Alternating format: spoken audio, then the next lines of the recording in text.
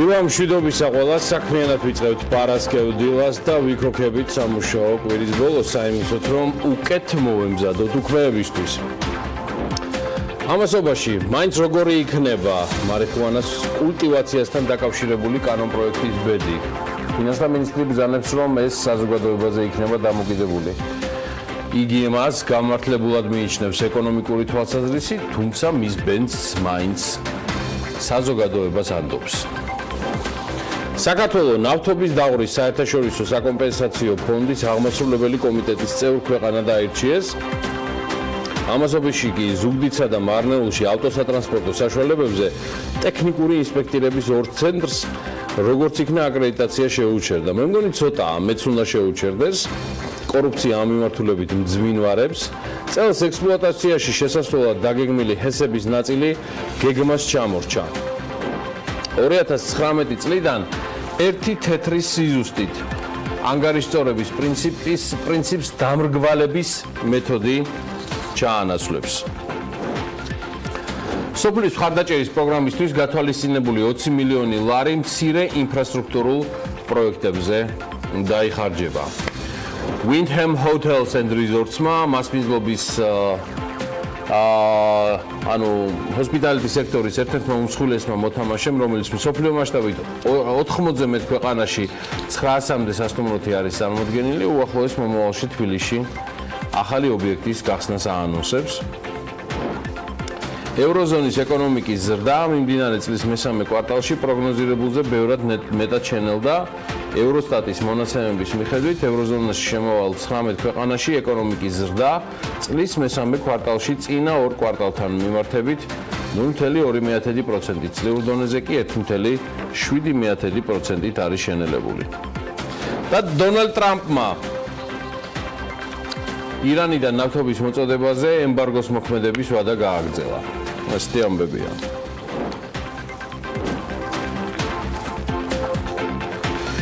გონდოლების შემდეგ სან-მარკოს მოედანზე უკვე ადამიანებიც დაცურავენ. დილა მშვიდობის 29 ოქტომბერს შტორმა იტალიის ისტორიული ქალაქის ვენეციის 3/4 მოაქცია წყლის ქვეშ. ბოლო 10 წლის განმავლობაში ეს ქალაქის უდიდესი წყალდიდობა იყო. წყალდიდობას ძლიერი ქარიც დაემატა და საბოლოოდ ვენეციაში თითქმის მეტრნახევრით გაიზარდა წყლის დონე. ფაქტობრივად, ბუნებრივად შეიკრა აუზი და თან წყლიანი აუზი.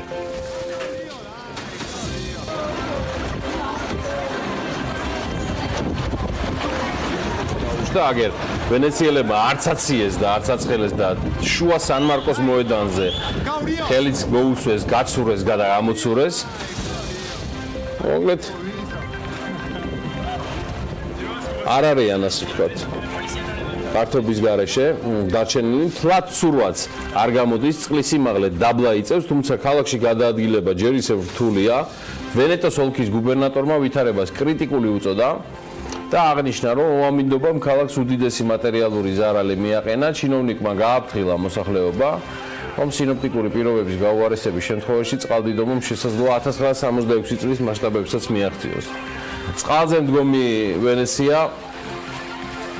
ჯერ ისევ წყალშია და დარწმუნებული ვარ, არც რეზინის ჩექმებით გადაადგილება ისეთი ხელოვნება, როგორც ამას დიდი ფიროსმანი ხატავდა. სხვათა შორის ომლის ნამუშევრების გამოფენაც ავსტრიის დედაქალაქში გრძელდება. ყველაზე გავლენიანი უცნობი. ესე ახასიათებს გერმანული პრესა ქართულ მხატვარს ნიკო ფიროსმანს, რომელსაც იანვრის ბოლომდე ვენა მასპინძლობს და რომლის ნამუშევრებიც ალბერტინას მუზეუმში მსოფლიო ლეგენდებთან, პაბლო პიკასოსთან, კლოდ მონესთან და ედვარდ მუნქთან ერთად არის წარდგენილი. ნიკო ფიროსმანი სამყაროთა შორის მოხეტიალე. ამ სახელწოდების გამოფენაზე მხატვრის 29 ნამუშევარი საქართველოს ეროვნული მუზეუმისა და შალვა ამირანაშვილის სახელობის კოლექციიდან არის ვენაში, დროებით ცხადია გადაბარგებული. გარდა ფიროსმანის უნიკალური შემოქმედებისა, ალბერტინას მუზეუმში გამოფენილი არის ასევე ილია აზდანევიჩის ხელნაკეთი წიგნი სახელწოდებით ფიროსმანაშვილი 1914 წიგნში შესულია პაბლო პიკასოს მიერ შესრულებული გრავიურა, ფიროსმანის პორტრეტი, ევროპული ტურნე აქვს აქტიურად ქართულ ხელოვნებას ამ შემოდგომაზე. კარგი ამბები დილის დაწყება მოგწონს და გვიხარია, გვეამაყება ფიროსმანის გამოჩენა მონესა და პიკასოს გვერდზე. და ეს მართლა ერთ-ერთი გასაოცარი კადრი იყო, რომელიც ბოლო 2-3 დღეა სოციალურ მედიაში ტრიალებს. მაგრამ მოდი რეალობასაც არ უნდა ავწდეთ და როგორიც არ უნდა იყოს ეს რეალობა. მოკლედ ასე რომ არ მოხდეს განსაკუთრებით ფინანსებთან დაკავშირებულ თემატიკაზე. ძალიან მნიშვნელოვანია ვიცოდეთ ყველა ინფორმაცია, რაც ძალიან ძვირი გვიждდება ეროვნულმა ბანკმა ანგარიში გამოაქვეყნა და მათ შეეცადენ აეხსნათ თუ რატომ შეიძლება მოსახლეობა მუდმივად ჩიოდეს ფასების ზრდაზე. ამ ჩივილებსაც აქვს მიზეზები, მაგრამ რამდენად საფუძვლიანია წუხილები, მაშინ როცა საქართველოში 2009 წლიდან საშუალო წლიური ინფლაცია 3.4%-ია და ამისთვის სებმა მთლიანად ეს პერიოდი მიმოიხილა, ანუ 2009-დან 18 წლამდე და შესაბამისი განმარტებებიც მოაყოლა. ოფიციალური სტატისტიკით სამომხმარებლო ფასების ინდექსი 2009 წლის შემდეგ 27%-ით გაიზარდა, რაც იმას ნიშნავს, რომ საშუალო წლიური ინფლაცია 3.4% იყო. ამავე პერიოდში სურსათი 59%-ით არის გაძვირებული, ექიმის კონსულტაციის ღირებულება 100%-ით, ხოლო მედიკამენტებზე ფასებმა საშუალოდ 39%-ით მოიმატა. ეროვნული ბანკის ცნობით ამ ჯგუფებში ფასების ცვლილება სამომხმარებლო კალათის სხვა ჯგუფების გაიაფებამ დააკომპენსირა. მაგალითად, უძრავი ქონების გაქირავების ფასი დაახლოებით იმავე დონეზე შენარჩუნდა, ხოლო ტანსაცმლის ჯგუფებში ფასების 38%-იანი კლება ფიქსირდება. ეროვნული ბანკის მონეტარული პოლიტიკის ანგარიში ასევე განმარტებულია, რომ სამომხმარებლო ფასების ინდექსი ითვალისწინებს მხოლოდ ფასების და არა ხარისხის ზრდას. რის შედეგად ამგვარად დათვლილი ინფლაცია ხარისხის ზრდასაც ინფლაციაში ასახავს. ეს ეფექტი განსაკუთრებით აქტუალურია ჯანდაცვის სფეროსთვის, სადაც ფასების ზრდასთან ერთად მომსახურების ხარისხიც მნიშვნელოვნად გაუმჯობესდა. ფასების ზრდასთან ერთად 2009 წლის შემდეგ დაქირავებით დასაქმებულთა საშუალო ხელფასი საქართველოში 80%-ზე მეტად გაიზარდა. მიუხედავად იმისა, რომ საშუალო ხელფასის აღნიშნული ზრდა სამომხმარებლო საქონლის ზოგიერთ კომპონენტზე, მაგალითად მედიკამენტებზე ფასების ზრდას ჩამორჩება, ისჯამურად ფასების საერთო დონის ცვლილებაზე მაინც მნიშვნელოვნად მეტია. აქვე აღსანიშნავია, რომ დასაქმებულების დიდი ნაწილი საქართველოში თვითდასაქმებულია და მათი შემოსავლების შესახებ ოფიციალური სტატისტიკური ინფორმაცია არ მოიპოვება. აი რაც შეეხება შედარებით მოკლე პერიოდით მიმოხილვას, სების პროგნოზით წლიური ინფლაცია 2018 წლის მესამე კვარტალში მოსაოდნელზე მცირედ მაღალი აღმოჩნდა და 2.9% შეადგინა, რაც მონეტარული პოლიტიკის ანგარიშის მიხედვით ძირითადად გლობალურ ბაზრებზე მოსაოდნელზე მეტად გაზრდილმა ნავთობის ფასმა განაპირობა, რამაც საწვავისა და მასთან დაკავშირებული პროდუქციის ადგილობრივი ფასების ზრდისკენ უბიძგა. ბანკის პროგნოზით საშუალო ვადიან პერიოდში ინფლაცია 3%-იან მიზნობრივ მაჩვენებელთან ახლოს შენარჩუნდება. ბოლო პერიოდში გაზრდილია საგარეო სექტორიდან მომდინარე მაკროეკონომიკური რისკები. საქართველოს ძირითადი სავაჭრო პარტნიორი ქვეყნების ეკონომიკური ზრდისა და ინფლაციის პროგნოზის მაჩვენებლები გაუარესებულია, რაც შესაძლოა საქართველოს ეკონომიკასაც გადმოეცეს და ინფლაციის მოლოდინების ზრდასა და სავალუტო ბაზრის მერყეობაზე აისახოს. მიუხედავად ამისა, საგარეო სექტორში გრძელდება დადებითი ტენდენციები, თუმცა გარკვეული შენელება შეინიშნება. საქონლის ექსპორტის წლიურ მასდამ მესამე კვარტალში 21% შეადგინა, ხოლო ტურისტული შემოსავლები ამავე პერიოდში 12%-ით გაიზარდა. ასევე ნარჩუნდება ფულადი გზავნილების დადებითი დინამიკაც, სადაც წლიური ზრდა 12% იყო. ეროვნული ბანკის პრეზიდენტი ამასთან თავისი ანგარიშის ვიდეო ვერსიაში აღნიშნავს, რომ ინფლაციის მიზნობრივი მაჩვენებლიდან მნიშვნელოვანი გადახრა მოსალოდნელი არ არის. სების საშუალოვადიან პერიოდში ერთჯერადი ფაქტორების აღმოფხვასთან ერთად მოსალოდნელია, რომ პარალელურად ერთობლივი მოთხოვნაც გაიზრდება გამოშვების პოტენციურ დონემდე, რაც ინფლაციის კვლავ მიზნობრივ ნიშნულთან ახლოს შენარჩუნებას უზრუნველყოფს. აი, რაც შეეხება მონეტარული პოლიტიკის განაკვეთთან დაკავშირებული სების პოლიტიკას, კობა გვენეტაძე საანგარიშო ვიდეოში აღნიშნავს, რომ მონეტარული პოლიტიკის შერბილების საჭიროება კვლავ დღის წესრიგშია, თუმცა გარკვეული ფაქტორები ცხადია გასათვალისწინებელია. რამდენად სწრაფად შემცირდება პოლიტიკის განაკვეთი, დამოკიდებული იქნება ერთი მხრივ ერთობლივი მოთხოვნის გაუმჯობესებაზე, ხოლო მეორე მხრივ რეგიონში გაზრდილი მაკროეკონომიკური რისკების საქართველოს ეკონომიკაზე გადმოცემის სიცლიერეზე. მონეტარული პოლიტიკა სებმა რომ უცვლელი დატოვა ეს უკვე გითხარით, ეხლა დანარჩენზე გავაგრძელოთ. ნუ ჩვენ ამდრომდებელი დაკრედიტების წესით ახალ რეგულაციებთან დაკავშირებით განკარგულების ზუსტ ტექსტს, რომელიც თავდაპირველი ვერსიით გუშინ უნდა ამოქმედებული იყო, თუმცა სების განცხადებით ამ ყველაფერმა გიორგოვისთვის შუა რიცხვებამდე გადაიდო. ეხლა უკვე დანარჩენისთვის დროა ანა ლაპიაშვილის შემომეხიდოს, ანა დილომშვიდობის. დილომშვიდობის გიორგი. მოდი ეს თემა გავაგრძელოთ, რა სიტყვი? ნამდვილად მით უმეტეს მოლოდინი ძალიან მნიშვნელოვანი არის, იმიტომ რომ თემა განსაკუთრებით საინტერესოა. ველოდებით ვეცნობით ინფორმაციას, რომელსაც კობაგონეტედის უწყება დროდადრო ფინანსური განათლების ამაღლებისთვის, უბრალოდ ინფორმაციული განწყობების შექმნისთვის აქვეყნებს და აი ერთი ასეთი პასაჟი უკვე ნახსენები მონეტარული პოლიტიკის ანგარიში მოხვედრილი მიმოხილვაც არის იმისა, როგორ შემცირდა უცხოური ჭარბვალიანობა უნგრეთში, სადაც 2000-იანი წლების შუა პერიოდში საოჯახო მეურნეობების უცხოური ვალუტით დავალიანება მკვეთრად გაიზარდა. მიუხედავად იმისა, რომ ბანკებმა სესხის გაცემის დროს სავალუტო რისკი მსესხობლებს დააკისრეს, 2008 წელს ადგილობრივი ვალუტის მკვეთრი გაუფასურების შედეგად ბანკები თავად აღმოჩნდნენ საკრედიტო რისკის წინაშე. უცხოური ვალუტით კერძო სექტორის დავალიანების ზრდის ძირითადი მიზეზი კი განსაკუთრებით ფიზიკური პირებისათვის იყო ადგილობრივი და უცხოური ვალუტის სესხების საპროცენტო განაკვეთებს შორის დიდი სხვაობა და ზედმეტად ოპტიმისტური განწყობა მომავალი რისკების შესახებ. ამასთან ადგილობრივი ვალუტით დაფინანსების დაბალი შესაძლებლობა, ასევე განაპირობები და მიწოდების მხრიდან ბანკების მიერ უცხოური ვალუტით დაფინანსების აქტიურ გამოყენებას. ამას ეროვნული ბანკი ანგარიში წერს და საკმაოდ საინტერესო მიმოხილვა გიორგი სხვათაშორის. კი, გეთანხმებით ცალსახად, მართლა საინტერესო იყო გუშინდელი დღე ამ კუთხით. 2008 წლის გლობალურმა ფინანსურმა კრიზისმა კი უცხოური ვალუტით გაზრდილი დავალიანების ფონზე ანა 2008 წლის ოქტომბერში უნგრეთის ადგილობრივი ვალუტის მკვეთრი გაუფასურება განაპირობა. ეს იყო 2009 წლის მარტამდე გაუფასურება ევროს მიმართ 24%-ით, ხოლო შვეიცარიული ფრანკის მიმართ 34%-ით.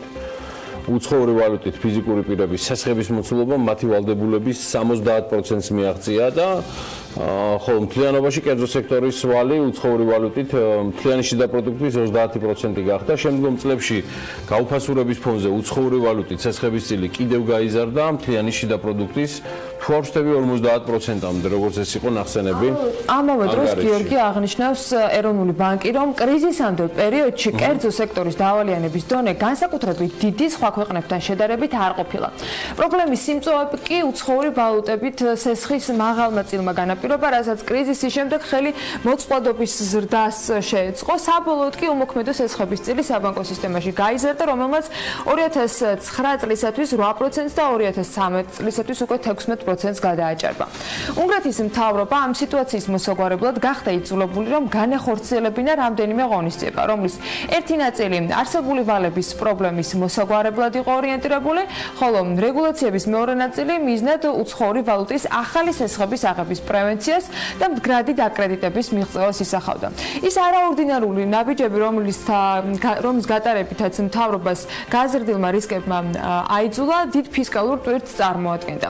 ამ გატარებული ღონისძიების ფონზე კი ფინანსურ სექტორს კრიზისისა და თამდევი რეგულაციების მიუხედავად მაინც არ უზარალია, რამაც დაკრედიტების დამატებითი ვარდნა თავიდან ააცილებინა ქვეყანას. 2014 წელს კი უკვე მთავრობის ინიციატივით განხორციელდა კერძო სექტორის უცხოური ვალუტით არსებული სესხების კონვერსია უკვე ადგილობრივ ვალუტაში. ბანკების გახსნილი სავალუტო პოზიციის გაცვლით კურსზე გავლენის შესამცირებლად კი ცენტრალურ ბანკს მოუწია, რომ 10 მილიარდი ევროს ოდენობის სავალუტო ინტერვენცია განახორციელებინა. საბოლოოდ ვალის კონვერსიამ შეამცირა ადგილობრივი ვალუტით სესხებზე საკრედიტო რისკი ბანკებისათვის, რამაც ხელი ასევე ქვეყნის რისკ პრემიის შემცირება შეუწყო და მონეტარული პოლიტიკის გადაცემის მექანიზმის გაძლიერებას. სესხის შვეიცარიული ფრანკიდან ადგილობრივი ვალუტის სესხებად გადაყვანამ კი მნიშვნელოვნად შეამცირა უკვე ახალი კრიზისის განვითარების ალბათობა 2015 წელს ფრანკის მორიგი გამყარების ფონზე.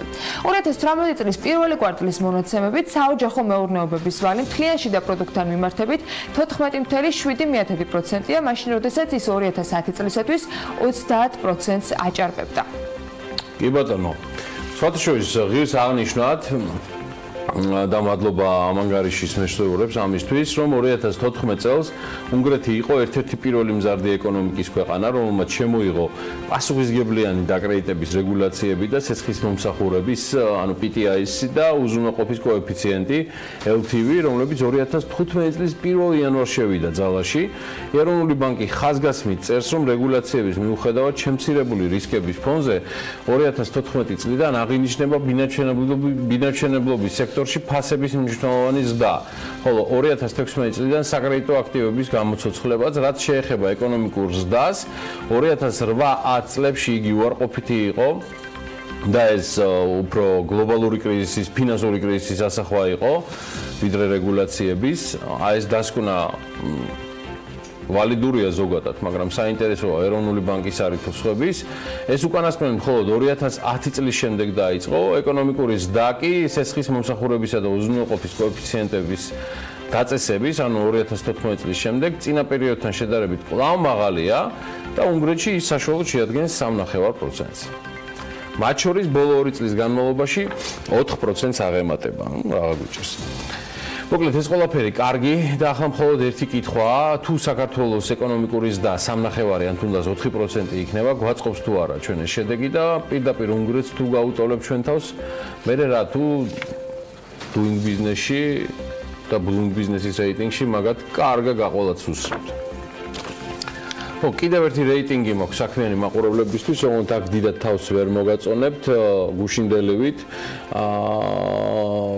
ანუ საუბარი არის სულაც უბრალოდ Freedom House-ის მიერ მსოფლიო ინტერნეტის თავისუფლების შესახებ მომზადებულ ახალ ანგარიშზე, რომლის მიხედვითაც მდგომარეობა ძალიან მცირედით, მაგრამ ცოტათი მაინც გაგვიუარეს და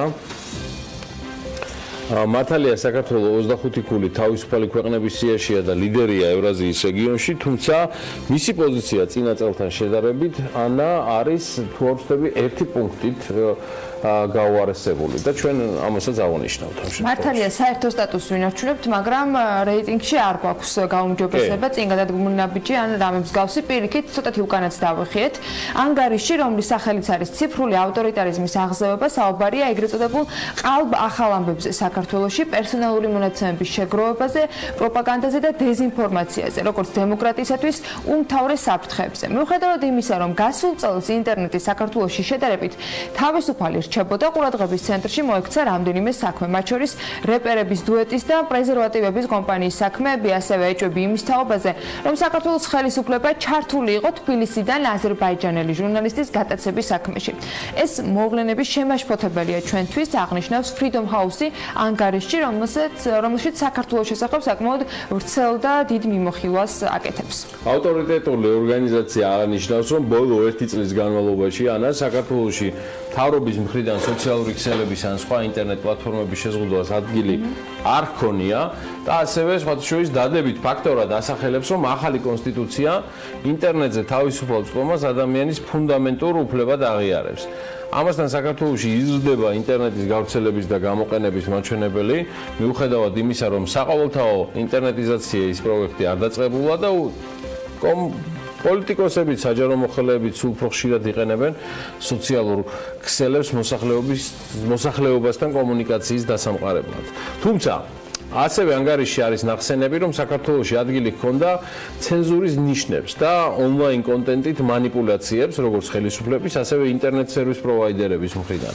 და ამის მაგალითად სახელდება ინტერნეტ სივრცეში ანტიდასავლური პროპაგანდა და Freedom House-ი წერს, რომ საქართველოში ინტერნეტის და მობილურის გამოყენების მაჩვენებელი გაზრდილია, თუმცა მაღალი ფასი, შეუსაბამო ინფრასტრუქტურა და ინტერნეტის დაბალი სიჩქარე კვლავ გამოწვევად რჩება. ამ მიმართულებით სხვათა შორის ძალიან დეტალური მონაცემები გამოაქვეყნა ორგანიზაციამ და მათი მონაცემებით 2017 წელს საქართველოს მოსახლეობის 60%-ზე მეტს ჰქონდა ინტერნეტთან წვდომა. საქსტატის მონაცემებსაც თუ მოვიშველებთ, ამავე პერიოდში შინაგან მეურნეობების 71.5%-ს ჰქონდა ამის შესაძლებლობა, თუმცა ასევე კვლევაში ხაზგასმულია ისიც, რომ ინტერნეტის ასევე მობილურის გამოყენების მხრივ საქართველოში ქალაქად მცხოვრები მოსახლეობის წილი, რეგიონში მცხოვრები მოსახლეობის წილს ხელს უსწრებს. ანგარიში იმასაც ვკითხულობთ, რომ ორ ოპერატორს მაგთის და სილქნეტს ბაზრის 78% უკავია და ამ ორი ოპერატორის ბოლოდროინდელმა გამსხვრებამ ბაზრის კონცენტრაციასთან დაკავშირებით შეშფოთება გამოიწვია. თუმცა საფასო პოლიტიკაზე ამას უარყოფითი გავლენა ჯერჯერობით მაინც არ მოუხდენია. კარგი, და Freedom House-ი ბოლოსთვის წერს ასევე, რომ საქართველოში ონლაინ მედია საკმაოდ მრავალფეროვანია. თუმცა არის ნიშნები, რომ სხვადასხვა წყაროები პოლიტიკურ წრეებთან არის კავშირში. ნახსენებია ანტიდაცავლური და რუსული პროპაგანდა. კერძო სექტორი კვლავ თავს იკავებს ონლაინ რეკლამისგან, შედარებით მცირე ზომის აუდიტორიის გამოწერია ანგარიში, რაც შეეხება სხვა ქვეყნებს, საქართველოს მეზობელი სომხეთი იმ ქვეყნებს შორის მოხვდა, რომლებმაც წლევანდელ რეიტინგში პოზიცია ყველაზე მეტად გაიმჯობესეს, კერძოდ 100 ქულიდან სომხეთს 2 აქვს, მსოფლიოში ყველაზე ცუდი შედეგი ჩინეთს, ირანსა და სირიას აქვს, 100-დან 88, 85 და 33. აბა შევბერეთ ახლა ბიზნეს სიახლეები. ყველას კიდევ ერთხელ ბარაქიან დღეს გისურვებთ. თბილისის მერიამ მის დაქვემდებარებაში მყოფი 76 CP-სა და IP-ის ფინანსური აუდიტის მიზნით გამოცხადებული ტენდერები შეწყვიტა. რას იწყებდნენ და ქუთაისის საკრებულომ კი ტერიტორიების გამოყენებისა და განაშენიანების რეგულირების წესი დაამტკიცა. ქუთაისის მერიამ მიწის ნაკვეთებს განვადებით გაყიდის. თქვენ გაიხარეთ ამ ძალიან მაგარი ამბისთვის, თორე ისევ ნერვიულობდი განვადებების პრობლემებზე საქართველოში აი ამ მოსალოდნელი რეგულაციების გამო, რომელიც სავარაუდოდ ორ კვირაში ამოქმედება რაღაცა ფორმით, რომ რას წარმოვიდგენდით თუ ისევ ჩვენი ქუთაისლები და ქუთაისის მერია გაგვიხალისებდა აი ამ ძიმე ყოფას და განვადებას, როგორც ასეთს, პროდუქტს, ფინანსურს, ეკონომიკურს არ შეექმნებოდა არანაირი საფრთხე და ოჩახ თქვენ, რომ მიწებს ბოლო-ბოლო იქ განვადებით ყიდით და არ დაგვემუქრება არანაირი საფრთხე. კარგი, ანა ლაპიაშვილის დრო არის, რომ შემომიერთდეს უკვე. მასა აქვს მზად ეს ყველაფერი. აუცილებელია, რომ ქუთათურებს შემდეგ კვირაში დაუბრუნდეთ, ანა, რა სიტყვი? თან ძალიან ბევრი ამბავი დაგვიბრუნდა და ტრადიციულად საინტერესო და განსხვავებული მიმართულებით ახერხებენ ყველა თემაზე ფიქრს, ზრუნვას და გადაწყვეტილების მიღებასაც. რა იგულისხმება განმარტებაში, გიორგი, რამდენიმე წამში აუცილებლად გაიგებს ჩვენი მაყურებელი და არა მხოლოდ ამ თემას, ძალიან ბევრი საინტერესო ამბავი გვაქვს თქვენთვის გადანახული.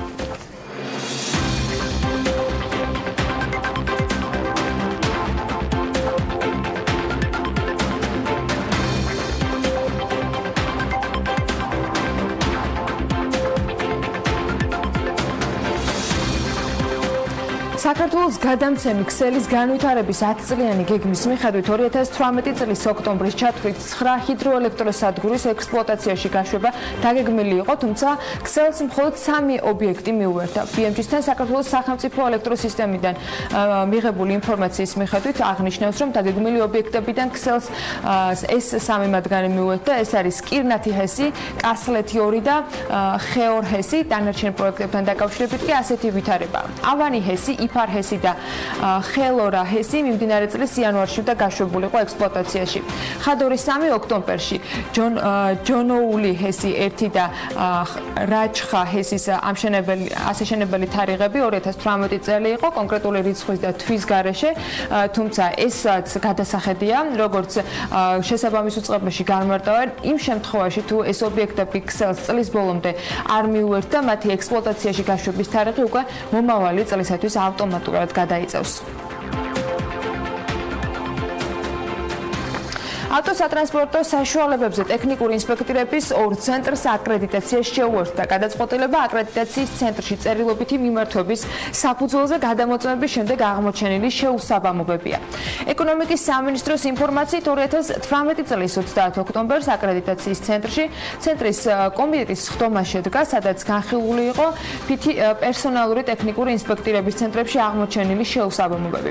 საკითხის განხილვის პროცესში კი გამკვეთილი გარემოებების გამო კომიტეტმა საბოლოო გადაწყვეტილებაც მიიღო. ზუგდიდში და მარნეულში მდებარე ინსპექტორების ცენტრებისათვის აკრედიტაცია შეჩერებულია. თბილისის მერია მის დაქვემდებარებაში მყოფი 76 სიპისა და IP-ის ფინანსური აუდიტის მიზნით გამოცხადებული ტენდერი შეწყვიტა. ამის მიზეზი საქართველოს აუდიტორთა, ბუღალტერთა და ფინანსურ მენეჯერთა პროფესიული ფედერაციის მიერ GWP-ის საბჭოში შეტანილი საჩივრები გახდა, რომელიც ნაწილობრივ დაკმაყოფილდა და მუნიციპალიტეტს სატენდერო დოკუმენტაციის გადახედვა დაევალა. მერიაში მიიჩნევენ, რომ გასაჩივრების გამო მნიშვნელოვნად შემცირდა მომსახურების გაწევის ვადა და ტენდერი შეწყვეტა მიზანშეწონილად ჩათვალეს. სატენდერო კომისიის ოქმით ირკვევა ისიც, რომ შემდგომი ტენდერები არა ერთ, არამედ უკვე 2017-18 ფინანსურ წლებზე გამოცხადდება. მომავალი წლის ბიუჯეტის ასიგნებებიდან კი შესაბამისი თანხები იქნება გამოყოფილი. პარლამენტმა ეროვნული ბანკისთვის დამოუკიდებელი აუდიტორი შეარჩია. საკანონმდებლო ორგანოს დადგენილებაში აღნიშნულია, რომ ეროვნული ბანკის 2018-19 წლების ანგარიშების აუდიტორად დაინიშნოს ფირმა შეპესე KPMG Georgia. დადგენილებაში ისიც წერია, რომ აუდიტორული შემოწმების სრული ღირებულება 180,000 ლარით განისაზღვრება. ბანკის 18-19 წლების ანგარიშების გარე აუდიტორის ხარჯები ეროვნულმა ბანკმა თავად უნდა გასწიოს. რაც შეეხება KPMG Georgia-ს, ეს არის პროფესიონალი კომპანია გლობალური ქსელი, რომელიც აუდიტის, საგადასახადო იურიდიული და საკონსულტაციო მომსახურების უზრუნველყოფას წევს. კომპანიამ ქვეყანაში ფუნქციონირება 2013 წლიდან დაიწყო. 2017 წელს საქართველოში ხილის წარმოება მნიშვნელოვნად მცირდება. საუბარია ბაშილზე, რომლის წარმოებაც გასულ წელს 70%-ით იყო შემცირებული, ასევე ქლიავზე, სადაც 55%-იანი კლება დაფიქსირდა და ასევე ლიმონი. შარშან წარმოება 48%-ით შემცირდა მსხლის კულტურის შემთხვევაშიც. ასეთია ეკონომიკის საერთაშორისო სკოლის ICT-ის აგრომიმოხილვის შედეგები, რომელიც სოფლის მეურნეობაში არსებულ მდგომარეობას მიმოიხილავს. ICT-ის კვლევის ცენტრში აღნიშნავენ, რომ 2017 წელი ქვეყნისთვის სოფლის მეურნეობის მოსავლის მხრივ ცუდი იყო. გაზაფხულის ყინვებს ზაფხულის გვალვა მოყვა, რამაც ხეხილის არახელსაყრელი პირობები შექმნა. ამას დაემატა აზიური ფაროსანის გავრცელებაც, რომელმაც სოფლის მეურნეობის კულტურები დააზიანა, თუმცა კვლევითი ცენტრი წერს, რომ პოზიტიური მოლოდინები აქვს და უხმოსავლიანობაზეც უსვამენ ხაზს. კარგ მოსავალს აქვს ნეგატიური შედეგები, რაც ფასის დაწევაში გამოიხატება, აღნიშნავენ ორგანიზაციაში. ასული წელი ცუდი იყო, კი, ნამდვილად, ამის გამოც გვაქვს წელს მატებები, მაგრამ აკრიტიკა აღსანიშნავია, რომ ზოგადად გვაქვს მატება. ეს ამის დასმის საშუალებას გვაძლევს ის, რომ შემცირებული არის ხილის ფასები. რა თქმა უნდა, ქართული ხილი საექსპორტოდ არის განყოფილი, მაგრამ ძირითადი ნაწილი მაინც ძირითადად მალფუჭებადი პროდუქტივიდან არის ხილის უმეტესობა ადგილობრივ ბაზარზე მოიხმარება. ხილის ფასები კი გაცილებით შემცირებული და გასულ წელთან შედარებით.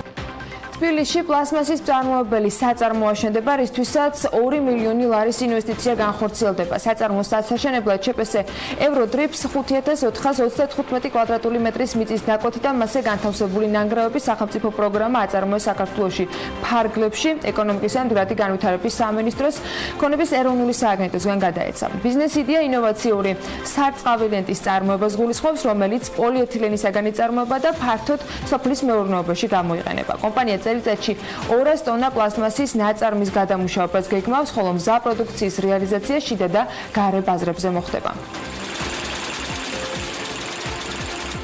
ქუთაისის საკრებულომ ტერიტორიების გამოყენებისა და განაშენიანების რეგულირების წესი დაამტკიცა. მერიის არქიტექტურის სამსახურის უფროსის ინფორმაციით დოკუმენტში განაშენიანების კოეფიციენტის დაწევა მოხდა, რომელიც ხელოვნურად იყო გაზრდილი და მთავრობის დადგენილებას არ შეესაბამებოდა. საქართველოს მასშტაბით ქუთაისში ყველაზე მაღალი კოეფიციენტები იყო, რომლებიც შეგნებულადაა გაზრდილი. ამ ახალი წესით კოეფიციენტები ძველ მაჩვენებელს უბრუნდება და მთავრობის დადგენილების შესაბამისობაში მოვა. ქუთაისი აღარ დაემგვანება ბეტონის ქალაქს, აღნიშნავს ზაზა ჩხიკვაძე. განაშენიანების რეგულირების წესი აუცილებელ დოკუმენტად მიიჩნევს ოპოზიცია, თუმცა თვლიან, რომ მშენებლობაზე ნებართვების გაცემის დროს პირადი ინტერესით და სუბიექტური შეხედულებებით სარგებლობის რისკი კვლავ მაღალი რჩება, ყველა ასეთ ნებართვაზე კი კონტროლია საჭირო. ქუთაისი პოსტის ინფორმაციით რეგულირების წესის შემდეგ საკრებულომ უკვე მიწათსარგებლობის და განაშენიანების გეგმა უნდა დაამტკიცოს, რის შემდეგაც მერიამ ქალაქის მთავარ დოკუმენტზე გენერალური განვითარების გეგმაზე მუშაობა უნდა დაიწყოს.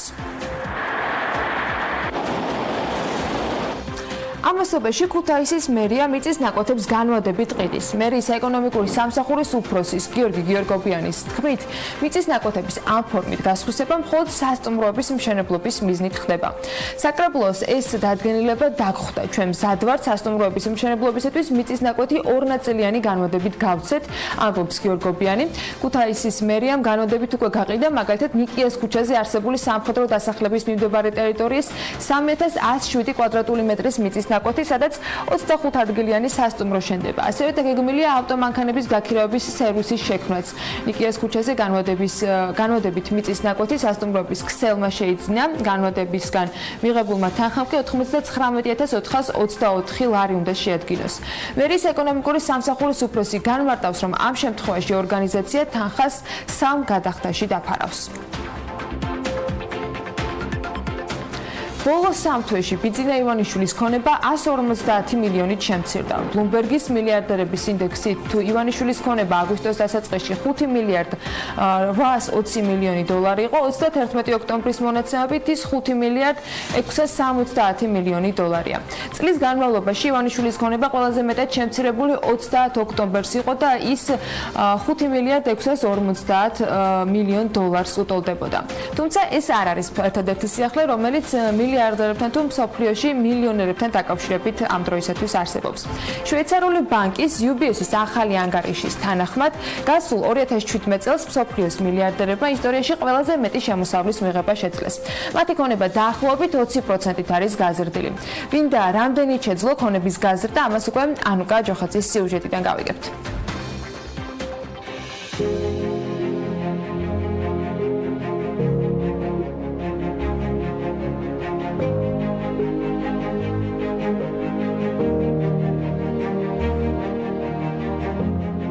შვეიცარიული GWP-ის მონაცემებით მსოფლიოს ირგვლივ მილიარდერების ქონება 8.9 ტრილიონ ამერიკულ დოლარამდე გაიზარდა. ჯერ კიდევ მე-20 საუკუნის დასაწყისში სიმდიდრის უდიდესი ნაწილი ისეთ ოჯახებზე ნაწილდებოდა, როგორებიცაა როთშილდები და როკფელერები. თუმცა GWP-ის ანგარიშის მიხედვით მდიდარი ოჯახებისა და ახალგაზრდა მილიარდერების ახალი ტალღაც გაჩნდა. ამ ადამიანებმა ბოლო 30 წლის განმავლობაში იმაზე მეტი თანხის მობილიზება შეძლეს, ვიდრე მე-19 საუკუნის ბოლოს. ამავე პერიოდში ისეთი ადამიანები გამოჩნდნენ, რომლებიც სულ უფრო აქტიურად ჩაერთნენ ბიზნესში, პოლიტიკაში, საბანკო საქმესა და ხელოვნებაში, რამაც მათი შემოსავლების ზრდაც განაპირობა. გასულ წელს დაახლოებით 2158 მილიარდერმა შეძლო თავისი ქონება 1.4 ტრილიონი ამერიკული დოლარით გაიზარდა. რაც ესპანეთისა და ავსტრალიის მთლიან შიდა პროდუქტზე მეტია. როგორც ექსპერტები ვარაუდობენ, მომავალი 20 წლის განმავლობაში ამ ადამიანების ქონება კიდევ 3.4 ტრილიონი ამერიკული დოლარით გაიზრდება. 2017 წელს 54 ადამიანმა ანდერძის სახით 1 მილიარდის ოდენობის ქონება მიიღო. ექსპერტების აზრით, მდიდარი ოჯახების პირველი თაობა ქონებას ქმნის, მეორე ინახავს, ხოლო მესამე თაობა მას აფართოებს. დევიდ როკფელერი სტანდარტ ოილის დამფუძნებლის ჯონ როკფელერის უკანასკნელი შვილიშვილი იყო, რომლის ქონება 3.3 მილიარდ ამერიკულ დოლარს უტოლდებოდა. მისი გარდაცვალების შემდეგ როკფელერის ქონება ქველმოქმედებას მოხმარდა. ბილ გეიტსს ჰქონდა ინიციატივა, რომლის მიხედვითაც მილიარდერები პირობას დებდნენ, რომ მათი გარდაცვალების შემდეგ ქონება ქველმოქმედებას მოხმარდებოდა. ამ ინიციატივას თავის დროზე 180 ადამიანი შეუერთდა. ინიციატივის ხელმომწერებს შორის უორენ ბაფეტიც ფიქსირდებოდა. ინიციატივას ხელი არ მოეწერა მსოფლიოს უმდიდრესმა ადამიანმა ჯეფ ბეზოსმა, თუმცა ბეზოსმა შექმნა ფონდი, რომელიც ბავშვებს განათლების მიღების შესაძლებლობებს თავაზობს, რაზეც ბეზოსმა 2 მილიარდი ამერიკული დოლარი დახარჯა. მილიარდერების უმეტესი ნაწილი ამერიკის შეერთებულ შტატებში ცხოვრობს. 12 წლის წინ აქ მხოლოდ 16 მილიარდერი ცხოვრობდა, ახლა კი მათი რიცხვი 373-ია, რაც მსოფლიოს მდიდარი ადამიანების რაოდენობის დაახლოებით მე-5-ია. ამინდის პროგნოზის სპონსორია SEO დეველოპმენტი.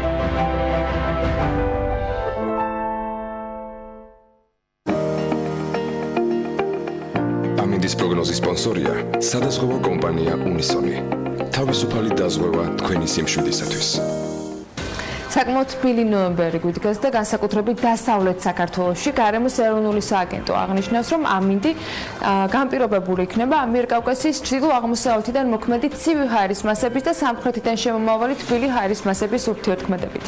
მოსალოდნელია დრო გამოშვებით ღრუბლიანობის მომატება დასავლეთ საქართველოში იქნება უნალექო დღე, ზოგან მცირე ნალექით და ნისლია ნავარაუდები აღმოსავლეთ საქართველოში. იქროლებს აღმოსავლეთის მიმართულების ქარიც და ზოგან ძლიერადად. სოხუმში მაგალითად 22 გრადუსი იქნება, ბათუმში 23 გრადუს აღწევს ტემპერატურა, ისევე როგორც ქობულეთში. ქუთაისში 24 გრადუსი დაფიქსირდება, ზუგდიდში კი 23. ოზურგეთში დღის განმავლობაში ჰაერი 25 გრადუსამდე გათბება, ონში კი 18 გრადუსია ნავარაუდები. ცოტა აღმოსავლეთისაკენ როგორც კი ვინაცვლობთ, შედარებით გრილა. გორში 12 გრადუსი იქნება, ცხინვალში 11, მარნეულშიც 11 და რუსთავშიც 11. ახალციხეში 16 გრადუსი დაფიქსირდება, ბორჯომშიც 16 გრადუსია ნავარაუდები. ბაკურიანში 1 გრადუსით ნაკლები, 15 გრადუსია მოსალოდნელი, ისევე როგორც ახალქალაქში. სტეფანწმინდაში კი დღის განმავლობაში მაქსიმალური ტემპერატურა 7 გრადუსი იქნება. არც ის უნდა გამოგჩეს, რომ თოვლჭყაპია დღეს ნავარაუდები სტეფანწმინდაში. თელავში იწვიმებს და 11 გრადუსს მიაღწევს ტემპერატურა. თბილისს რაც შეეხება დრო გამოშვებით ღრუბლიანობა მოიმატებს, მცირე წვიმაც იქნება თან ნისლი, იქროლებს აღმოსავლეთის მიმართულების ქარიც. მაქსიმალური ტემპერატურა კი 11 გრადუსს მიაღწევს. აი ასეთი ამინდი გველოდება დღის განმავლობაში. ცოტა მოგვიანებით გავიგებთ იმასაც, როგორი ამინდი იქნება უქმეებზე, თუმცა ჯერ დრო არის რომ გადავხედოთ ჩვენი სტუმრების და სპიკერების ჩამონათვალს, ვისაც საქმიანი დილის სტუდიაში უმასპინძლებ და რეკლამის შემდეგ ძალიან საინტერესო თემით და საინტერესო სტუმრებით გიბრუნდებით.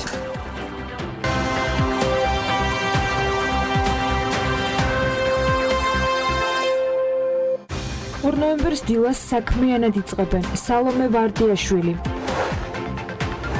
ნაზი მაზანიშვილი, ვახტანგ ბურკიაშვილი, თაკო ჯაფარიძე, ელენე კვანჯილაშვილი და რევა ზვაშაკიძე. დილა საქმიანია TV Pirveli-ზე.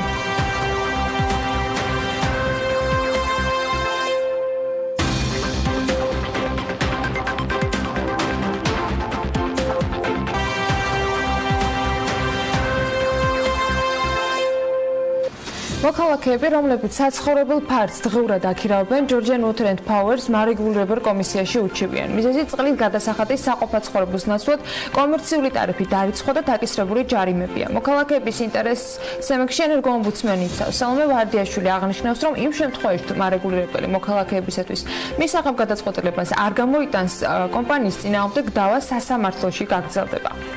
ენერგოომბუდსმენის შენიშვნებს არ ეთანხმებიან კომპანია GWP-ში.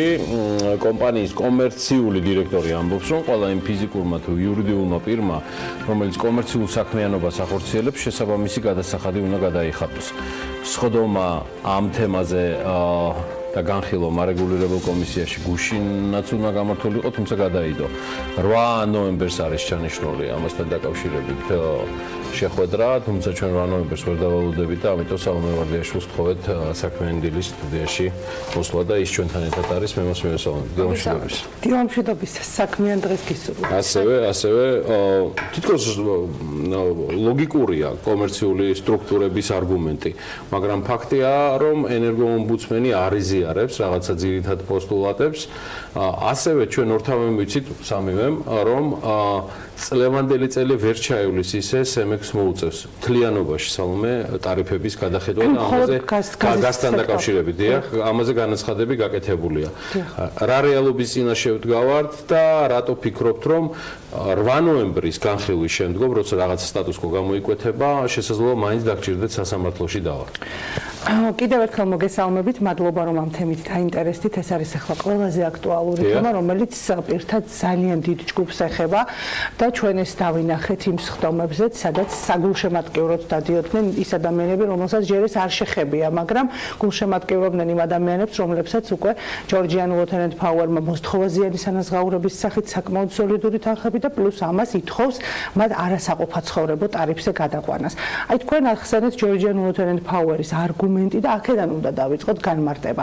პირები, რომლებიც ეწევიან სამეწარმეო კომერციულ საქმიანობას. ჯერ ეს უნდა გავარკვიოთ ზოგადად და განმარტოთ და კანონმდებლობიდან ამოვიდეთ. ეწევიან ეს პირები სამეწარმეო საქმიანობას თუ არა, არიან თუ არა მეწარმე პირები, ფიზიკური პირები და მერე უნდა შევხედოთ აუცილებლად მიწოდებისა და მოხმარების წესებით დადგენილ განმარტებას, სადაც გვიწერია, რომ ჩვენ არ გვაქვს კომერციული და არაკომერციული ტარიფები, ჩვენ გვაქვს საყოფაცხოვრებო, ყავს საყოფაცხოვრებო და არასაყოფაცხოვრებო მომხმარებლები და დღეისათვის განმარტება და განსხვავება აი ამ ორ მომხმარებელს შორის არის სწორედ საყოფაცხოვრებო მიზანი და არასაყოფაცხოვრებო მიზანი.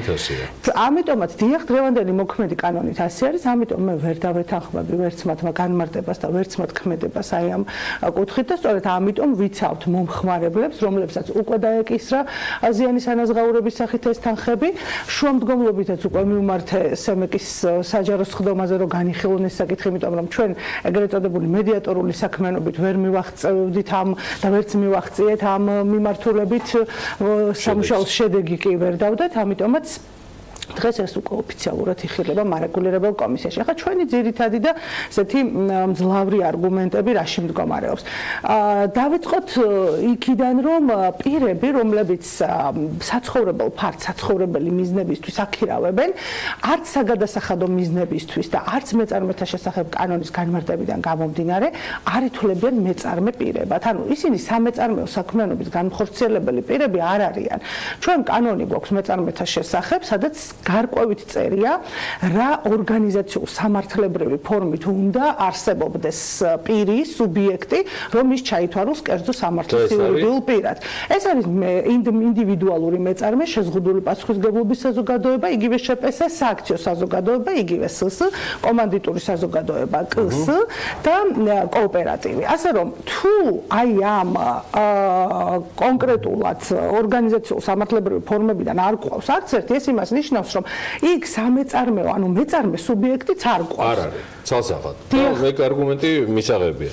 რა უყოთ რეალობას, სალომე, სრულად ვიზიარებ თქვენს არგუმენტებს, როცა ტექნოლოგიური სხვადასხვა ტექნოლოგიური კომპანიების გამოყენებით იქნება ეს დაწყებული ტაქსებიდან, რომელიც არ ეხება ამ შემთხვევაში თქვენს წუხილს და თქვენს საქმიანობას დღეს, მაგრამ რომ მივადგეთ ამ შემთხვევაში იგივე Airbnb-ის, Booking-ს და სხვადასხვა საშუალებებს, ადამიანები ფაქტიურად ეწევიან სამეწარმეო საქმიანობას, გიდასტურებთ, რომ ისინი არ არიან არც შპს, არც ინდმეწარმეები, საერთოდ არ არიან არანაირ ველზე, ასე ვთქვათ, რეგისტრაციისა და აღრიცხვიანობისა, როგორც საქმიანი ადამიანები, თუმცა ვიცით, რომ აქედან მათ აქვთ შემოსავალი. ეს არის შემოსავალი, რეალური შემოსავალი, რომელიც საკუთარი ქონებიდან, ანუ ქონებით სარგებლობიდან იღებენ ეს ადამიანები და ზოგადად აი ეს Airbnb, Booking.com არის ერთგვარი, აიყო ყველა ქვეყანაში ერთგვარი სოციალური პროექტები, სტარტაპი ასე ვთქვათ, სადაც სახელმწიფო მისცა შესაძლებლობა თავის მოქალაქეებს, რომ მათი ქონება გამოეყენებინათ იმგვარად, რომ ერთ მიეღოთ შემოსავალი, მოეზიდათ ტურისტები, განვითარებული იყო ტურისტული სეგმენტი ამით და ხო კომპანია კერძო სტრუქტურა არის, რომელსაც თავის მხრივ ზუსტად იგივე თანაბარი უფლებები აქვს, სტარტაპი იქნება ის თუ რაღაც 10 წლიანი ან 100 წლიანი თქვათ ბექგრაუნდის მქონე კომპანია. დიახ, აი სანამ მაგ შეკითხვაზე გადავალთ, მე როგორ შინაარსი უნდა განვმარტოთ საყოფაცხოვრებო და არასაყოფაცხოვრებო მომხმარებლის, ამას დავასრულებ, იმიტომ რომ სახელმწიფოს მხრიდან რა შეღავათი მიიღეს ამათ და აი ამ ტურისტული სეგმენტის განვითარებისთვის მიიღეს ესეთი უფლება მათ, რომ დარეგისტრირდნენ მხოლოდ გამქირავებელ საცხოვრებელი ფართების გამქირავებელ პირთა რეესტრში. ეს საკითხი მოაწესრიგა ფინანსთა მინისტრის ბრძანებამ, ნუ ნახარო ეს საკმაოდ განვითარდა და რაღაც უკვე რეგულაციას ითხოვდა ფინანსთა მინისტრის შესახებ ბრძანებაში, საგადასახადო ადმინისტრირების შესახებ ჩაიწერა ამ პირთა ჯგუფის შესახებ და დაერქვა მათ ფიზიკური პირები. ფიზიკური პირები, რომლებიც საცხოვრებელ ფართს საცხოვრებელი მიზნით აქირავებენ, იბეგრებიან მხოლოდ 5%-ით, შემოსავლების 5%-ით. მაშინ, როდესაც იურიდიული პირებისთვის ასეთი პროცენტი, მოგების პროცენტი არის საკმაოდ მაღალი, ჩვენ ვიცით. ასე რომ, ამ ადამიანებს სულ სხვა რეგულაცია მოერგო, ისინი სულ სხვა კატეგორიის ფიზიკურ პირთა ჯგუფად ჩამოყალიბდნენ. ეხლა რაც შეეხება კომპანიას, რომელსაც და ენერგეტიკის სექტორს, რომელსაც აქვს ასევე თავისი მიზნები, თავისი ამოცანები, თავისი კანონმდებლობა, ის რასაკვირველია ვერ იქნება გაიგივებული ვერც საგადასახადო კოდექსთან და ვერც სხვა კანონთან, ენერგეტიკის სექტორს აქვს თავისი მიზნები, ამოცანები და ისიც უნდა განხორციელდეს და ამ შემთხვევაში კერძო კომპანია GWP, რომელსაც აქვს ასევე თავისი ფინანსური ამოცანები დასახული და ვალდებულებებით და ხარჯებით, რა თქმა უნდა, მაგრამ ეხლა მოქმედი წესი, რომელიც კონკრეტულად მომხმარებელსა და ლიცენზიათ კომპანიას შორის მოქმედებს დღეისათვის ეს არის მიწოდებისა და მოხმარების წესები, რომელიც სემეკმა დაადგინა. დღეისათვის მოქმედებს მხოლოდ აი ეს რედაქცია, რასაც ახლა ვკითხულობთ. საყოფაცხოვრებო მომხმარებელი, ფიზიკური პირი, რომელიც სასმელ წყალს ყიდულობს და მოიხმარს საყოფაცხოვრებო მიზნებისთვის და არასაყოფაცხოვრებო მომხმარებელი, საყოფაცხოვრებო მომხმარებლის გარდა ყველა სხვა მომხმარებელი.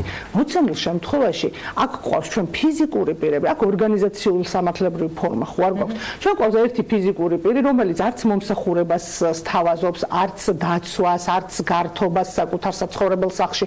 ერთი კონკრეტული დიასახლისი, ან ვინმე ფიზიკური პირი, რა მნიშვნელობა აქვს, ვინ იქნება, რომელიც აქირავებს საცხოვრებელი მიზნისთვის. შესაბამისად, იქ ცხოვრების მიზანიც არის ცვლება, საყოფაცხოვრებო მიზანიც არის ცვლება. შინაარსი ვიზზე გააქირავებს სახლს, ხო არ აქვს მნიშვნელობა. წარმოიდგინეთ პირები, რომლებიც ხანგრძლივად ცხოვრობენ დაქირავებულ ბინაში. ის პირი, ვინც მათ სახლს აქირავებს, ისიც ხო გამქირავებელია. ჩვენ ხო აი ამ ადამიანებს ვერ მოვთხოვთ, რომ გადაიხადონ არასაყოფაცხოვრებო მომხმარებლის ტარიფით. შესაბამისად, ვერც იმ პირებს, ვინც დროებით აქირავებენ 1 დღით, 3 დღით, 5 დღით ბინებს, ისინიც არიან ჩვეულებრივი გამქირავებლები, მიზანი არის საცხოვრებელი და ისინიც არიან საყოფაცხოვრებო. ანუ შინაარსი რანაირიც არ უნდა იყოს და ხანგრძლივობა გაქირავების რჩება იგივე, ხო?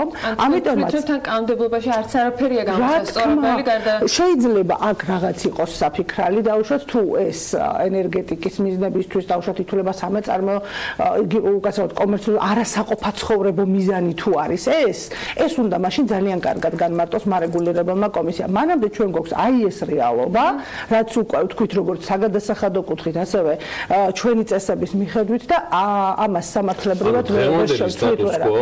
მიუხედავად იმისა, რომ თითოეული ჩვენთაგანი იქნება ეს ჩვენს მიერ სწორედ ამ მიზნისთვის სალომე, როგორც თქვენ შეძენილი ბინა, რა მნიშვნელობა აქვს დღევანდელი სტატუს კო იურიდიულად თქვენი ოფისის გადმოსახედიდან არ იძლევა იმის საშუალებას, რომ ის ცალსახად სამეწარმეო პირად ჩაისახოს. ყოველ შემთხვევაში ის რედაქცია, რითაც თქვენ ხელმძღვანელობთ, არ აძლევს საფუძვლებს ამ კომპანიებს, რომ ისინი დაარიცხონ კომერციული ტარიფით. ეს არის ჩვენი დასაბუთება. ანუ ერთია, რომ ის შეიძლება სამეწარმეო საქმიანობად ეს მაინც ვერ ჩაითვლება თუ კანონმდებლობაში, ასე ვთქვათ, მთლიანად არ შეიცვალა ყველაფერი და არ თქვეს, რომ ესენი არიან მეწარმე პირები, იმიტომ რომ თვითონ სამართლებრივ სივრცეშიც მეწარმე ფიზიკური პირის განმარტება არსებობს. საგადასახადო კოდექსში წერია. შეიძლება პირი არ იყოს ორგანიზაციული სამართლებრივი ფორმით ჩამოყალიბებული, მაგრამ იყოს მეწარმე ფიზიკური პირი, მაგრამ საგადასახადო კოდექსი გვეუბნება, რომ ასეთები არიან მარტო ინდივიდუალური მეწარმეო და აი ის ფიზიკური პირები, რომლებიც მეწარმეთა შესახებ კანონის პირველი მუხლის მე-3 პუნქტით ეწევიან რაღაც საქმიანობას და ეს არის არქიტექტურული საქმიანობა, სამეცნიერო, სახელოვნებო, სააუდიტო, სანოტარო ბიუროები და ასე შემდეგ. ანუ იქაც ზუსტი ჩამონათვალია. ასე რომ ეს პირები, რომლებიც მე უკვე ვთქვი, საერთოდ სხვა სფეროში მოაქცია აღმასრულებელმა ხელისუფლებამ და რეალობამაც და მე მოაწესრიგა ფინანსთა მინისტრმა თავისი ბრძანებით. ასე რომ ამ ადამიანებს მეწარმეებს მაინც ვერ დავარქმევთ, თუ მთელი რიგი კანონები არ შეიცვალა, მაგრამ თუ მარეგულირებელი კომისია გადაწყვეტს, ისინი შეიძლება რაღაც სხვა რეგულაციის ჩარჩოებში მოაქციონ და თქვენ რომ ან ეს არის არასაყოფაცხოვრებო მომხმარებელი, ან რაღაც სხვა შუალედური. აი ამ განმარტებით, აი საკანონმდებლო ცვლილებების გარეშე, რა თქვენ თქვით, როცა სტატუსი უფრო მკვეთრად განისაზღვრება. სემექს აქვს ლეგიტიმაცია, რომ რაიმე ფორმის რეგულაციებში აი ამ ტიპის სოციუმი მოაქციოს? ვერ კეთოთ, არ ამგონია, რომ ეს სამართლებრივად შესაძლებელია და რაღაცა ლეგალურ გადასახადის გადამხდელად რაღაც ფორმით. მოცემებს აქვს უფლება განმათქვას და ოღონდ დასაბუთებულად რასაკვირველია რომ ესენი არიან არასაყოფა ცხოვრება მომხმარებლები ან რა ვიცი რაღაც კიდე სხვა შუალედური მოიძებნოს რომელზეც იტყვის რომ ესენი მაინც აი ამ საქმიანობას რადგან ეწევიან რაღაც სხვა არის და არასაყოფა ცხოვრება იმიტომ რომ დღეისათვის მიზანი არ იცვლება საყოფა ცხოვრება მიზანი იქიდან გამომდინარე რიგ შემთხვევებში იყო უკვე ამ ტარიფის სრულება სემიკის გადაწყვეტილების ისეთი გადაწყვეტილების შემთხვევაში თუ კი თქვენი მოთხოვნა იქნება დაკმაყოფილებული ამ ხრივ რაიმე თქვა დამატებითი ნაბიჯების გადადგმა გარდა უკან დაბრუნებული თქვა სატარიფო პოლიტიკისა რა შეიძლება თქვენი მხრიდან ანონსის სახით თქვა მოვისმინოთ პირველი ორი საქმე რომელსაც ჩვენ უკვე ვიხილავთ ეს ორივე მოქალაქეს გადაწყვეტილი აქვს რომ თუ მათი მოთხოვნა არ დაკმაყოფილდება აუცილებლად ამ საქმეს გაასაჩივრებს სასამართლოში და ჩვენც უზრუნველყოფთ მათ სამართლებრივ დაცვას სასამართლოში ესე იგი მოყვებით გვაინტერესებს თემა დაველოდებით 8 ნოემბრის განხილვასაც ესეც დავაზუსტოთ თუ შეიძლება რომ ეს საკითხი უკვე 15-ში ჩაინიშნა 15 ნოემბერს. დიახ, 15 ნოემბერი არის ის თარიღი, როდესაც ამ საქმის განხილვა გაგრძელდება. იმიტომ რომ ეს არის ძალიან მასშტაბური საქმე, ეს არის ფაქტობრივად ის, რაზეც ჯერ არ უმსჯელია მარეგულირებელ კომისიას, იქ ყავს 5 წევრი, თვითონ თავისი მოსაზრებები აქვს, თავისი შესწავლის სფერო აქვს და ამიტომ საკმაოდ დიდი დრო სჭირდება ამ საქმის განხილვას. მადლობა სალომე ვარდიაშვილს, ენერგოომბუდსმენი გსტუმრობდა სტუდიაში და სხვა შორის თემას ეხმიანება კიდევ ერთი საკითხი, რომელიც მინდა წარვადგინო, კონკურენციის სააგენტოს მართვის სტრუქტურა არის შესაძლებელი. ამის შესახებ დარგობრივი ეკონომიკის კომიტეტის თავმჯდომარე აცხადებს. ბატონი რომან კაკულია მიიჩნევს, რომ სააგენტოს არა მხოლოდ საკანონმდებლო, არამედ ინსტიტუციურადაც სჭირდება გაძლიერება. ეს მან ჩვენთან ეთერშიც ბრძანა. ასე მხოლოდ რომან კაკულია არ ფიქრობს და ვინ ეხმიანება მის ამ ინიციატივას და მოსაზრებებს. მოდი დავინტერესდეთ და ელენე გოგბერაშვილმა საკმაოდ საინტერესოდ იმუშავა ამ თემაზე. ყველაფერი დასახვეწია მის ფუნქციებში. დარგობრივი ეკონომიკის კომიტეტის ხელმძღვანელი საკანონმდებლო ორგანოდან პირველია, რომელიც კონკურენციის სააგენტოს სტრუქტურული ცვლილებების საჭიროებას ხედავს.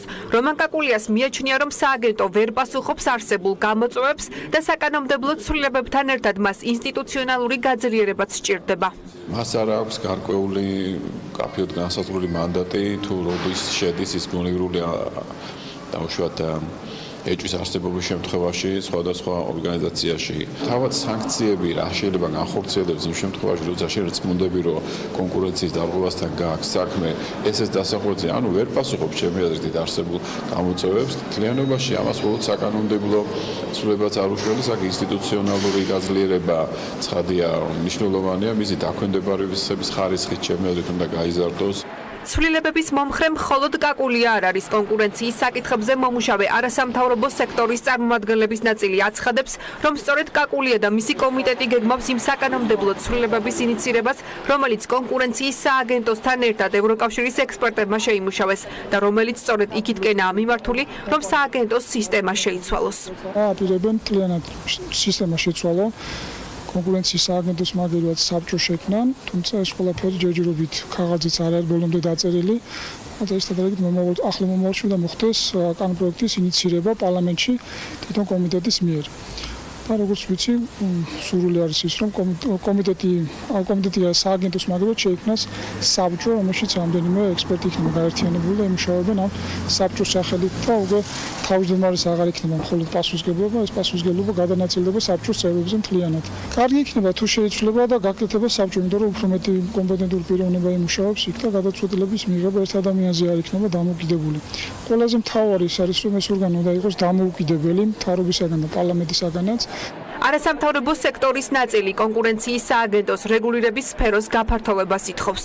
არის გარკვეული ისეთი ნიუანსები ჩვენს არსებულ კანონმდებლობაში, რომელიც კონკურენციის საუკეთესო პრინციპებთან არ არის თავსებადი. მაგალითად, თუნდაც ის, რომ კონკურენციის სააგენტოს რეგულირების სფეროდან ფაქტიურად გამორიცხულია ბანკები, სატელეკომუნიკაციო კომპანიები, ენერგეტიკის სფერო. მაგალითად, თუ შეამჩნევთ, რომ საბანკო სექტორში შეიძლება იყოს კონკურენციის ფაქტების დარღვევა, კონკურენციის სააგენტოს არანაირი უფლებამოსილება არ აქვს, რომ დაიწყოს იქ წარმოება, რაც ნამდვილად ხარვეზად მიმაჩნია. კონკრეტულად რა იცვლება უწყების სტრუქტურაში კონკურენციის სააგენტოს მიერ ჩვენთვის გამოგზავნილ წერილში არაფერია ნათქვამი, თუმცა ადასტურებენ, რომ ცვლილებების პროექტი მზადაა და მის ინიცირებას პარლამენტი მოახდენს.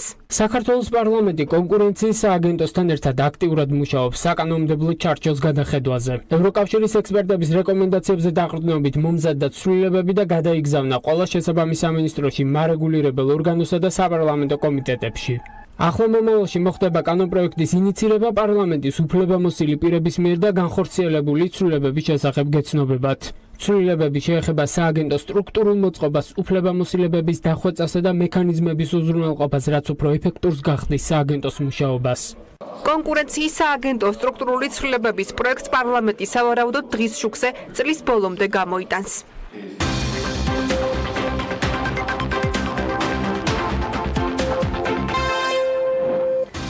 სოფლის მხარდაჭერის პროგრამისათვის გათვალისწინებული 20 მილიონი ლარი მცირე ინფრასტრუქტურულ პროექტებზე დაიხარჯება. თბილისის მერია მეტროსადგურ გოცირიძეს რეაბილიტაციას იწყებს. 780 დევნილი ოჯახისათვის ზუგდიდსა და წყალტუბოში 9 საცხოვრებელი კორპუსის მშენებლობაა დაგეგმილი. ბიზნესი ახლები დავბრუნდით საქმიანი დილის ეთერში ამ წლის გასულ 10 თვეში იანვარ-ოქტომბერში საყოველთაო ჯანდაცვის პროგრამის ფარგლებში 619 მილიონი ლარი დაიხარჯა, თვეში საშუალოდ 62 მილიონი ლარი. შესაბამისად წლის ბოლოს კიდევ 120 მილიონი ლარი უნდა დაიხარჯოს, რაც იმას ნიშნავს, რომ ამჟამად არსებული წლიური გეგმა 704 მილიონი ლარი დაახლოებით 40 მილიონი ლარით არის გასაზრდელი. 2014 წლიდან მოყოლებული საყოველთაო ჯანდაცვას თავდაპირველი გეგმით გამოყოფილი თანხა არასოდეს ყოფნიდა. მიუხედავად იმისა, რომ ხარჯების შემზღუდველი სხვადასხვა ნორმაა მოქმედა ამ დროის განმავლობაში, საყოველთაო მხოლოდ დასახელებაში დარჩა და რეალურად საყოველთაო აღარ არის, ხარჯების ზრდა მაინც ვერ შენელდა. ეს ჯანდაცვის სერვისების გაძვირები და არაეფექტიანი ხარჯით იხსნება. სამინისტრომ დამატებით 40 მილიონი ლარი ან სხვა პროგრამებიდან ეკონომიით უნდა დააფინანსოს, ან სამინისტროს მთლიანი ბიუჯეტი უნდა შეიცვალოს, რაც 2018 წლის სახელმწიფო ბიუჯეტის შესახებ კანონის ცვლილებასაც საჭიროებს. სოფლის მხარდაჭერის პროგრამისათვის გათვალისწინებული 20 მილიონი ლარი მცირე ინფრასტრუქტურულ პროექტებზე დაიხარჯება. მეაც კიტიშვილი ამბობს, რომ მთავრობამ გაიზიარა ის ხარვეზები, რაც გასულ წლებში ამ პროგრამას ჰქონდა. ეს ძირითადად თანხების განაწილებისას პრიორიტეტების განსაზღვრას ეხებოდა, რაც თავის მხრივ ბიუჯეტის ათვისების ტემპებზეც უარყოფითად დაისახებოდა. ამ პროგრამის მთავარი პრინციპი კი, როგორც მინისტრი აღნიშნავს, შენარჩუნდება, ანუ მოსახლეობა თავად განსაზღვრავს, რა მიმართულებით უნდა დაიხარჯოს თანხა. ხშირ შემთხვევაში სოფლებში არის საჭიროებები მცირე ინფრასტრუქტურული პროექტების, როგორც არის სკვერების მოწესრიგების, საცხოვრებელი უბანში თვითონ უბნის კეთილმოწყობა, შეკრების ადგილების კეთილმოწყობა, სანიაღვრე არხების გაწმენდა, მცირე სამუშაოები, რომელიც იმ უშუალოდ უბნის მოსახლეობისთვისაც იქნება სასარგებლო. აქედან გამომდინარე, ჩვენს პროგრამა აღვადგინეთ არა იმ მასშტაბით, რა მასშტაბითაც იყო გათვალისწინებული იყო ეს პროგრამა მანამდე და გარდა ამისა მივმართეთ ეს პროგრამა მხოლოდ ინფრასტრუქტურულ პროექტებზე. გუშინმა მაიაცკიტიშვილმა აღნიშნა, რომ ცხეთაში მცირე ინფრასტრუქტურულ პროექტებზე გამოცხადებულ მორატორიუმზე გარკვეული შეზღუდვების შესაძლოა მოიხსნას. ის ამბობს, რომ ეს არ აისახება მცხეთის კულტურული მემკვიდრეობის სტატუსზე. რა თქმა უნდა, ეს არის ისეთი შეზღუდვები, რომელიც არ აისახება მცხეთის კულტურული მემკვიდრეობის სტატუსზე. ეს არის მცირე ინფრასტრუქტურული პროექტები პირველ რიგში, მცირე კატეგორიის, პირველი კატეგორიის შენობა ნაგებობები, ინფრასტრუქტურული სახაზო ნაგებობები, ან როგორც არის მცირე ინფრასტრუქტურული პროექტები. თუ დავინახავთ, რომ ჩვენი საზოგადოება წინააღმდეგი არანაირი კანონპროექტის თავის მოხმობა არ მოხდება, ასეთი არის ფინანსთა მინისტრის ვანო მაჭავარიანის პოზიცია მარიხუანას კულტივაციის კანონპროექტზე და ის ამბობს, რომ თავად ამ კანონს მიესალმება, რადგან ეკონომიკურად გამართლებულია. არ მოხდება არც მარიხუანას და არც ერთი სხვა კანონპროექტის თავზე მოხმობა საზოგადოებას. ეს არ იქნება კონსულტაციები, თუ არ იქნება კონსენსუსი და თუ დავინახავთ, რომ ჩვენი საზოგადოება წინააღმდეგია, არანაირ ესე ვთქვათ თავზე მოხვევას და ესე ვთქვათ ძალით რაიმე კანონის შეტანას და გატანას არ ვაპირებთ. ზოგი ფიქრობს დასატანია, ზოგი ფიქრობს რომ დასატოვებელია, მაგრამ კიდე გიმეორებთ, ეს არის საერთო ეროვნული კონსენსუსის გზით მიღებული გადაწყვეტილება. მე რაც ვფიქრობდი ამ პროექტზე ვისაუბრე იმედში, გაგიმეორებთ, რომ ეკონომიკურად იყო გამართლებული პროექტი. 780 დევნილი ოჯახისათვის ზუგდიდსა და წყალტუბოში 9 საცხოვრებელი კორპუსის მშენებლობა იგეგმება. ამისთვის მუნიციპალური განვითარების ფონდი უახლოეს დღეებში ტენდერს გამოაცხადებს. სატენდერო პირობები ინფრასტრუქტურის მინისტრმა ფონდის ხელმძღვანელმა კერძო სექტორს გააცნო. შეხვედრაში ჯანდაცვის მინისტრის დაესწრო, რომელიც აღნიშნავს, რომ ამ მიზნით მომავალ წელს ბიუჯეტი კიდევ უფრო მეტ თანხას გაითვალისწინებს. უახლოეს პერიოდში ერთი კვირის განმავლობაში გვექნება გამოცხადებული ტენდერი 780 ბინის მშენებლობის დასაწყებად და ეს ინფორმაცია გავაცანით დღეს ჩვენ პარტნიორებს, კომპანიებს, რომლებიც ამ სფეროში არიან. ზოგადად ამ პერიოდის განმავლობაში 2013 წლის შემდეგ უკვე 16000 ოჯახი დავაკმაყოფილეთ ბინებით. ძირითადი ცვლილებები კონტრაქტში რაც შედის, ეს არის ავანსის მიღების საშუალებას ვაძლევთ, აქამდე არ იყო ეს გათვალისწინებული. ვიძლევით საშუალებას იმისას, რომ ჯარიმები უფრო მობიერი იყოს და არ დააფრთხოს ამითი მონაწილეები. თბილისის მერია მეტროსადგურ გოცილიძეს რეაბილიტაციას იწყებს. სამუშაოებისათვის კი 2045 მილიონი ლარია გამოყოფილი და ტენდერიც გამოცხადდა. რეკონსტრუქციის ფარგლებში სრულად განახლდება მეტროსადგური და ის შეზღუდული შესაძლებლობის მქონე პირებისათვის იქნება ადაპტირებული. მოეწყობა შესაბამისი ლიფტიც. აღსანიშნავია, რომ სადგური გოცილიძე დიდუბესთან ერთად ღია ესტაკადის ტიპის ნაგებობაა და ტენდერში წინადადების წარდგენის ვადა 16 ნოემბერს დასრულდება.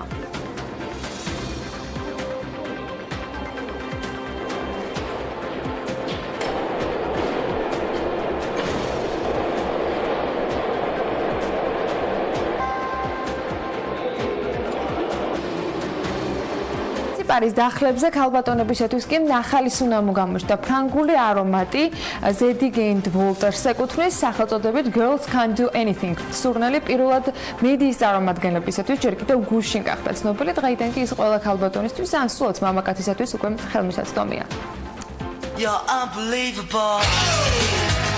ზედიგენდ ვოლტერი ერთ საღამოს შარდენზე აღმოჩნდა. ღონისძიებაზე სახელწოდებით ქალებს ყველაფრის კეთება შეუძლიათ ფრანგული არომატი დატრიალდა. პარიზიდან პირდაპირ ისიპარის მაღაზიეთა ქსელში შეპარული სურნელი ჯერ მხოლოდ მედიის წარმომადგენლებისთვის გახდა ხელმისაწვდომი. საღამო ზედიგენდ ვოლტერის კონცეფციას ზუსტად პასუხობდა.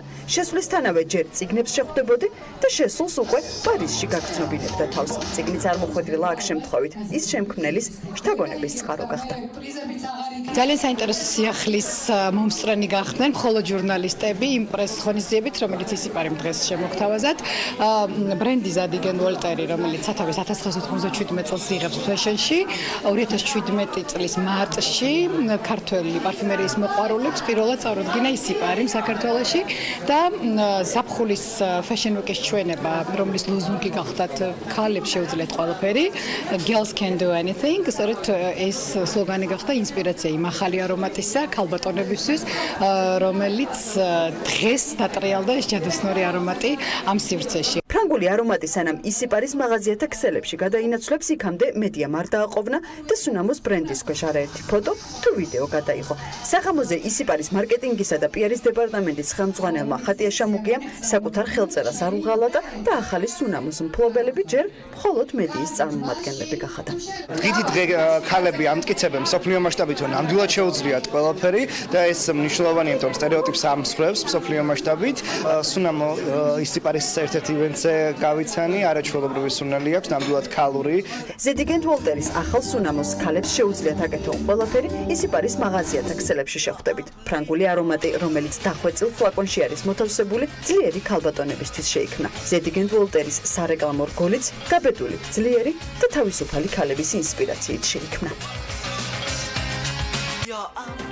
სოფლის მეურნეობის და სოფლის განვითარების კუთხით კი ევროკავშირის საქართველოს უმსხვილესი დონორი რჩება, რომელიც ევროპის სამეზობლო პროგრამა ემპარტით გვეხმარება. სოფლის განვითარების ევროპული მოდელი საქართველოს 8 საპილოტო მუნიციპალიტეტში ინერგება. ამ დროისთვის ევროკავშირის მიერ უკვე 122 ადგილობრივი ინიციატივაა დაფინანსებული, საიდანაც 60-ზე მეტი ყაზბეგის მუნიციპალიტეტში გვხდება. ყაზბეგს სალომე ჭიპაშვილი სტუმრობდა და ახლა თავად გაგვაცნობს იმ ბიზნეს ინიციატივების არასრულ ჩამონათვალს, რომელიც ევროკავშირის დახმარებით განხორციელდა.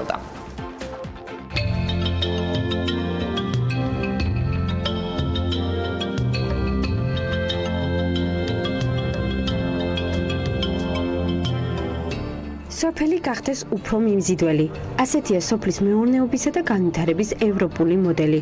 ეგრეთ წოდებული ლიდერ მიდგომა, რომლის დანერგვას ჩეხური არასამთავრობო ორგანიზაცია Pirveli ემპარტის პროგრამის ფარგლებში ყაზბეგში ახორციელებს. აქ უკვე 60-ზე მეტი ადგილობრივი განვითარების ინიციატივა დაფინანსდა. პროექტი დაფინანსებული არის ევროკავშირის მიერ, პროექტს ახორციელებს ჩეხური საერთაშორისო არაკომერციული ორგანიზაცია Pirveli და თვითონ ესეთი პროექტების შეფასებას ახდენს ყაზბეგის განვითარების ჯგუფის შეფასების კომისია. ამ შეფასების კომისიაში ყველა არის ადგილობრივი და მიდგომა არის ესეთი, რომ ადგილობრივმა ადამიანებმა უფრო უკეთესად იციან ადგილობრივი საჭიროებები. ყველა პროექტის შერჩევა, ყველა საგრანტო კონკურსების ფარგლებში ყველა ამ პროექტების შერჩევა ხდება აი ამ ყაზბეგის განვითარების სტრატეგიის პრიორიტეტების შესაბამისობით. ერთ-ერთი მნიშვნელოვანი პრიორიტეტი ჩვენი სტრატეგიის არის შეიქმნას ახალი სერვისები, თქვა თუ ტურიზმის მიმართულებით ვფიქრობთ, ახალი ტურისტული სერვისები, რომლებიც აი ამ ჩამოსულ ტურისტებს უფრო დიდი ხნით დატოვებს ყაზბეგში. ყაზბეგის მცხოვრებთა ეკონომიკური გაძლიერება ტურიზმის განვითარების ხელშეწყობით დაიწყო. თანამედროვე კოტეჯი ალეგრია ჰაუსის შიდა ინტერიერის მოწყობა ევროკავშირის დაფინანსებით მოხდა. კოტეჯს თვეში დაახლოებით $3000 შემოსავალი აქვს, რაც მის მოთხოვნადობაზე მიუთითებს. ევროკავშირის გრანტით შემოძელი შიდა ინტერიერი მომეწყო. ეს არის ავეჯი და ტექნიკა. ეს თანხა იყო $26,000. განთავსების ღირებულება დამოკიდებულია მიწოდების მოთხოვნაზე, რა თქმა უნდა, მაგრამ მინიმალური ფასი იწყება $100-დან 1 ღამე. იმის გამო, რომ არ არის ყაზბეგში მთლიანი სახლის გაქირავების შესაძლებლობა, ამიტომ დიდი არის მოთხოვნაც, როგორც უცხოელი, ასევე ადგილობრივი დამსვენებლობისთვის. სანამ სოფელ აჩხოთს გავწდებით, აქ ევროკავშირმა კიდევ ერთი ბენეფიციარი შეიძინა. მეტალოპლასმასის და ალუმინის კარფანჯრების ადგილობრივ წარმოებას აღნიშნული პროექტი ბიზნესის გაფართოებასა და სერვისების ხარისხის გაუმჯობესებაში დაეხმარა და მას შესაბამისი მანქანა დანადგარებიც გადასცა. ყაზბეგის ტრადიციული კერძის ხინკლის საწარმო გერგეთული. ექსტრემალური თამაშის მოყვარულებისთვის ეარსოფტის კლუბი, ეარსოფტ ყაზბეგი. მაღალი ხარისხის რესტორანი გრინშიფი, მინანქრის სახელოსნო, სტეფანწმინდის საბავშვო ბაღის ეზოს კეთილმოწყობა. ეს ემპარტის პროგრამით მხარდაჭერილი ადგილობრივი ბიზნეს ინიციატივების არასრული ჩამონათვალია. დამეხმარა ყაზბეგის განვითარების ჯგუფი, დამაფინანსეს $22,500 ლარით. თანამონაწილეობა ჩემი იყო $12,000.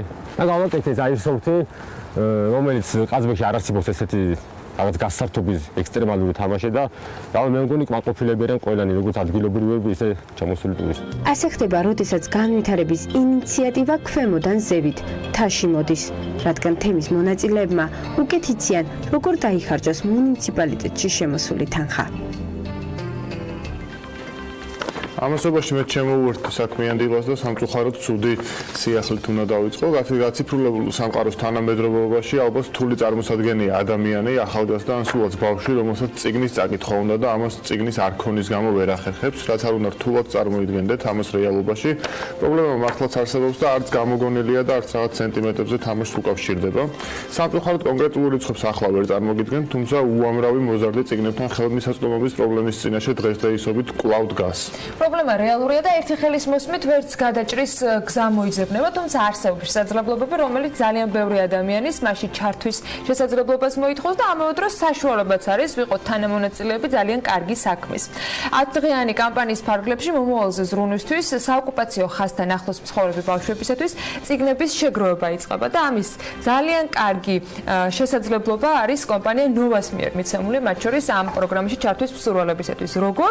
აი ამას უკვე სტუმარი გეტყვის ნაზი მაზანიშვილი, ნოვას მარკეტინგის და PR-ის დეპარტამენტის უფროსი შემოგვერდა საქმიანი დილის სტუდიაში. ჩემი ცუდად დაწყებული არამ მრავალფეროვნა და ხო, ამათ შეიძლება ეს ერთი ხელის მოსმით გადაწყვეტილი პრობლემა არ იყოს და ასე მარტივად მოგვარებადი არ იყოს, თუმცა ინიციატივა მნიშვნელოვანია და თან მნიშვნელოვანია, როცა ბევრს აქვს მასში ჩართვის შესაძლებლობა და ეს არ არის კომპანიისგან რაღაცა. თან ცუდად რა, მე მგონი ნაზი ზუსტად ზაზას შესავლიდან გამომდინარე იყო, ის რაც მოამ პირადად თქვენმა გუნდმა გადაწყვეტეთ ეს ყველაფერი. ასე რომ რომელიც ტკივნეული ეს არის ის რეალობა, რომელიც შეიძლება დილას არ ხდებოდეს, როგორც ზაზამ თქვა, მაგრამ რეალობას ვერ ავსდებით, ვერც დილით და ვერც ღამე. კი ბატონო, რეალობა არის ეს. სანამ თვითონ პროგნოზირებთ იმის აღქმა და განცდა, რომ ეს არ არის კომპანიისგან, აი ესე მოდი ავიღოთ რაღაცა თანხა, გადავრიცხოთ და თითქოს პრობლემა მოვაგვართ, როცა ბევრს აქვს შესაძლებლობა ამაში ჩაერთოს.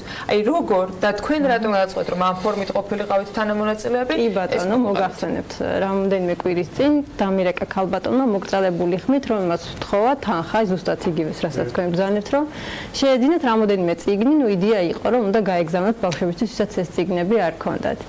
ნუ ძალიან ხშირად გქონია ესეთი შემთხვევები, რომ გადაგვირიცხავს თანხა და მე ვთქვათ იმის გამო, რომ ან დრო არ გვაქვს ან რაღაცა ვერ მიყევით და ვერ გავარკვევით რა როგორ დასრულდა. კი ბატონო, საბოლოოდ ანუ ადრესატონი მიაღწია თუ არა, მაგრამ ხა უნდობლობის თემა ამ შემთხვევაში რა თქმა უნდა არ იყო და იდეა ძალიან მოგვეწონა. გადავწყვეტეთ, რომ ვინაიდან ნოვას აქვს თბილისში და ბათუმში საგამოფენო დარბაზები და ჩვენი მომხმარებლები, დილერების სახით, რომლებიც ყიდიან ნოვას წარმოების პროდუქციას არიან მთელ საქართველოში, წამოგვეწყო კამპანია ქართული წიგნი ოკუპაციის ხაზთან და მიგვეცა საშუალება ყველა ქართველისთვის საქართველოს ნებისმიერ კუთხეში, რომ ჩართულიყვნენ ამ აქციაში. ანუ ადამიანები, რომლებიც იჩენენ ინიციატივას და სურვილი აქვთ, რომ თქვათ კახეთიდან, იგივე ფოთიდან, ქუთაისიდან ძალიან ბევრი კუთხიდან ჩაერთონ, ვაწვით უკვე ინფორმაციას, სადაც შეუძლიათ ნოვას დილერთან მიიტანეს წიგნი და ამ წიგნების საბოლოო ადრესატამდე მიიტანეს უკვე ჩვენ უზრუნველყოფთ. ანუ ამ შემთხვევაში ამ თქვენი ფანტასტიკური იდეის დამხმარე საშუალება არის ის, რომ მთელ საქართველოში გაქვს ქსელი და ამის საშუალებით უფრო მარტივად შეძლებთ. რა თქმა უნდა, თბილისი და ბათუმი არის ცენტრი, მაგრამ რთულია მაინც რომ მიიტანონ წიგნები ერთ ადგილზე, ამიტომ მივეცით საშუალება ადამიანებს, რომ ამ ფორმითაც ჩაერთონ, ამიტომ ისაც სურვილი აქვს და ძალიან ბევრგან არის ნოვა წარმოდგენილი, შეიძლება ისეთ სოფელშიც კი რომ წარმოდგენა არ ქონდეს და ჩვენ გვექნება საშუალება, რომ ადამიანები ანუ სურვილის მიხედვით ერთმა ყველა კუთხიდან ამ აქციაში. იქნებ ამდენ თქვენს ახსენეთ, რომ ბერჯერ გვიკავშირდებიან, იყო შემთხვევები ადრეც. რა წიგნებზე არის მაინც მოთხოვნა და ინტერესი, რა საჭიროებებზე საუბრობენ ის ადამიანები, ვინც თქვენთან კონტაქტზე არიან გამოსულები და იქ წამოვიღე წერილი. ეს პირველი კომუნიკაციის ამბავია ამაზე? იაკობ გოგებაშვილის დედაინა, რაც მოითხოვეს, ჩემი ოქროს ზარდახშა, სანიკიძის დედა ისტორია, ჯაფარძის ხევალი უფლის. აი ამ წიგნების შეძენას ითხოვდნენ. ანუ ბავშვებზე არის ორიენტირებული და სასკოლო მასალას უკავშირდება. კი ბატონო, ორიენტირებული, ანუ წიგნები გათვლილია, რომ ანუ ოკუპაციის ხაზთან მდებარე სოფლის სკოლებში, ბიბლიოთეკებს მიცეთ და ბავშვებს და ანუ ბავშვების შესახებ ინფორმაციას ველოდებით, ზუსტად ვინ არიან, როგორ არის ახლავით 17 ბავშვია ამ სოფლებში, სადაც ეს წიგნები უნდა გაიგზავნოს. მაყურებელს რომ დავუზუსტოთ შეზღუდული არ არის, ხო? ანუ შეუძლია ხატრული წიგნიც მოვიტანოთ. კი ბატონო, უბრალოდ თემა არის ის, რომ წიგნი უნდა იყოს ქართული აუცილებლად. ჩუქნით ქართული ენის სიყვარულით. გასაგებია. ანუ ერთადერთი შეზღუდვა ეს გახლავთ, ხო? კი ბატონო, ერთადერთი. ბავშვებს ხშირად სწავლასთან დაკავშირებით არც მეგობრული ურთიერთობა გქონდა, ალბათ რთული წარმოსადგენია, რანაირად შეიძლება წიგნებს ითხოვდნენ ადამიანები, მაგრამ ნამდვილი რეალობა ის ამბავი, როდესაც განსაკუთრებით საოკუპაციო ხაზთან მცხოვრები ბავშვები კი ბატონო, მე რა ბალაშვილი არის თუ ერთ-ერთი ასეთი ჟურნალისტი თქვენ შეიძლება ისნობდეთ, მე არ ვიცი. ადამიანი, რომელიც თუმე ასე ცდილობს რომ წიგნები შეაგროვოს და ისეთ ადგილზე, კი ბატონო, ისეთ ადგილზეც ახვედრებს ამ წიგნებს, სადაც ჩვენ ახლა ოფიციალურად ვერ მოხდებით. ანუ ეს ადამიანი კი ბატონო, თქვენი საქმიანობა იქ არ ვრცელდება. კი ბატონო, რა ფორმიდან რომ მივა ნოვას მაღაზიაში ადამიანი, ეს უნდა ჩააბაროს კონსულტანტს საგამოფენო დარბაზში შესასვლელშივე გათავსებულია დიდი ყუთი, რომელიც შეუძლია კი ბატონო, მიცდებული არის, ანუ აბრაც ეს ყუთით შემოსილია, შეფუთულია, ანუ მიხვდებიან რა დანიშნულებას ატარებს. ანუ კითხვაც არ ჭირდება, შეუძლია პირდაპირ მოათავსოს წიგნებით უკვე ივსება ეს ყუთები. ეს აქცია რაღაც კონკრეტულ ვადაში არის გაწერილი და რაღაც პერიოდის შემდეგ წაიღებთ ამ წიგნებს ერთად და რა დრო აქვს უკლეთ სურვილებს წიგნის მიტანისთვის. ვადა წიგნებისთვის ან ჯერ პირველ ეტაპზე სამსოფელზე ვერ გავბედეთ მეტი რომ ჩაგვემატებინა, მაგრამ დიდი გამოხმაურება მომხმარებლების მხრიდან და გწერენ თვითონ რომ აი ეს სოფელიც არსებობს და იქნებ იქაც მივიტანთ იქას, ანუ ფიქრობთ რომ ამ სამი სოფლის შემდეგ უკვე დანარჩენზეც გავაგრძელოთ და იმედია მოსახლეობა მოყვარს. ანუ ვიცი ზრდის შესახებ და ვიცი რომ ტემპი ძალიან სერიოზულია, ისე რომ ვერ ციცლით. ხსნაზე დაგპატიჟებთ. უკვე გახსნაზე ბიზნესზე ვართ, ხო? უკვე გაემზადა ყველაფერი თბილისში. კი ბატონო. ჩვენ არ ჩერდებით, ვიზრდებით, ვაწარმოებთ მეტ ქართულ პროდუქციას. ნოვაქმნის ქართულს და მადლობა თქვენ თანადგომისთვის. მადლობა ნოვას სტუმრობისთვის, მადლობა ნაზი მაზანიშვილს, იგი ნოვას მარკეტინგის და პიარის დეპარტამენტის უფროსია, ძალიან საინტერესო ინიციატივით, რაზეც ნოვა წარსდგა დღეს საქმიანი მაყურებლის წინაშე, თუმცა ანონსი ძალაშია, რომელიც გამოსთხოვეთ მას და თბილისში მალე ახალი აუტლეტის გახსნის პრეზენტაციაზე დასწრების შესაძლებლობაც გვექნება. კარგი, მოდი ახლა ვნახოთ შედარებით გრძელვადიანი ამინდის პროგნოზი. და სულ რამდენიმე წუთში უკვე დაგიბრუნდებით ძალიან საინტერესო თემით და სტუმრებით. საქმიანი დილა მოქოქილია და ვაგრძელებთ ხოლმე და ხოლმე. ამინდის პროგნოზის სპონსორია SEU დეველოპმენტი.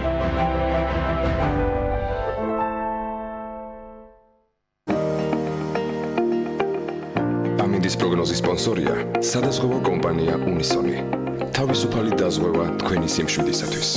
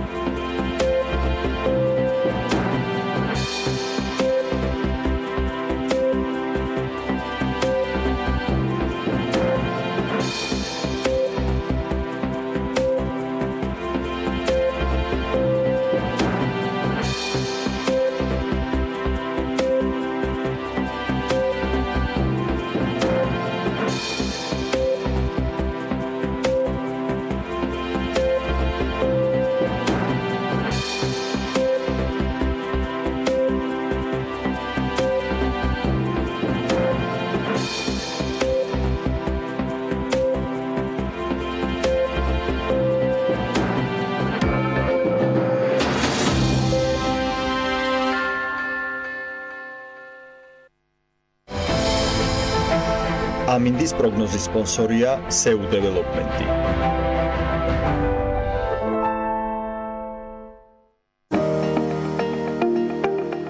ამინდის პროგნოზის სპონსორია სადაზღვევო კომპანია უნისონი.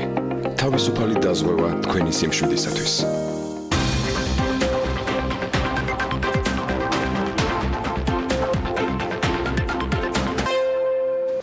2019 წლის 1 იანვრიდან 1995 წელს მიმოქცევაში შემოსული 50 თეთრის, უფრო სახალხოდ რომ თქვა, მრავალ ჭირნახული პატარა და ოქროსფერი 50 თეთრიანი მონეტების გამოცვლა მხოლოდ საქართველოს ეროვნულ ბანკში იქნება შესაძლებელი. კიდევ ერთი სიახლე, რომელიც ძალაში სულ მალე შევა, ანგარიშწორებისას ფასის დამრგვალების ახალ მეთოდს უკავშირდება. განმარტავ, თუ აქამდე 9-არისა და 99 თეთრის ღირებულების საქონლის ყიდვისას გამყიდველს 1 თეთრის დაბრუნების ვალდებულება ჰქონდა, 2019 წლის 1 იანვრიდან ეს ასე აღარ იქნება. ნაღდი ფულით ანგარიშწორებისას 1 თეთრის სიზუსტით განხორციელების პრინციპი ფასის დამრგვალების მეთოდით შეიცვლება. ამ და სხვა საინტერესო თემებზე ვახტანგ ბურკიაშვილთან ვისაუბრებთ, რომელიც საქართველოს ეროვნული ბანკის აღმასრულებელი დირექტორია და ის უკვე ჩვენთან სტუდიაში იმყოფება. მივესალმები მას კიდევ ერთხელ. მოგესალმებით და დიდი მადლობა რომ ამ ამპლუაში ჩვენთან არის პრემიერა. მადლობა თქვენ. დიდი მადლობა. აი, დავიწყოთ ამ თემით თუ არა, დავიწყოთ ახალი ამპლუით, მაშინ როგორ მოეწყოთ ეროვნულ ბანკში. მადლობა შეიძლება. უკვე 10 დღეზე მეტია, რაც შევედი. შესაბამისად დახვდა ძალიან მაღალი პროფესიონალების მართლა ერთ-ერთი გამორჩეული გუნდი დადასტურეთ და ასე რომ ყველაფერი ნორმალურია. ყველაფერი კარგი. თქვენ ასევე დაგვხვდათ, მოდი ეს თემაც მინდა, იმიტომ რომ ძალიან ბევრი დეტალი გვაქვს ამ დამრგვალებასთან დაკავშირებით საკითხავი. დაგვხვდათ სეზონური ამ პერიოდისთვის დამახასიათებელი ლარის ტურბულენტი. კი ბატონო. მაშინ როცა ფუნდამენტალური თემები ყველაფერი წესრიგში არის, ეს არის რეალურად ახსნა. არის თუ არა რაიმე სიახლე, მაინც ახალმა თვალმა, ახალმა სისხლმა რაიმე ისეთი ხო არ დაინახა, რაც შეიძლება ჩვენი საქმიანი მაყურებლისთვის იყოს საინტერესო.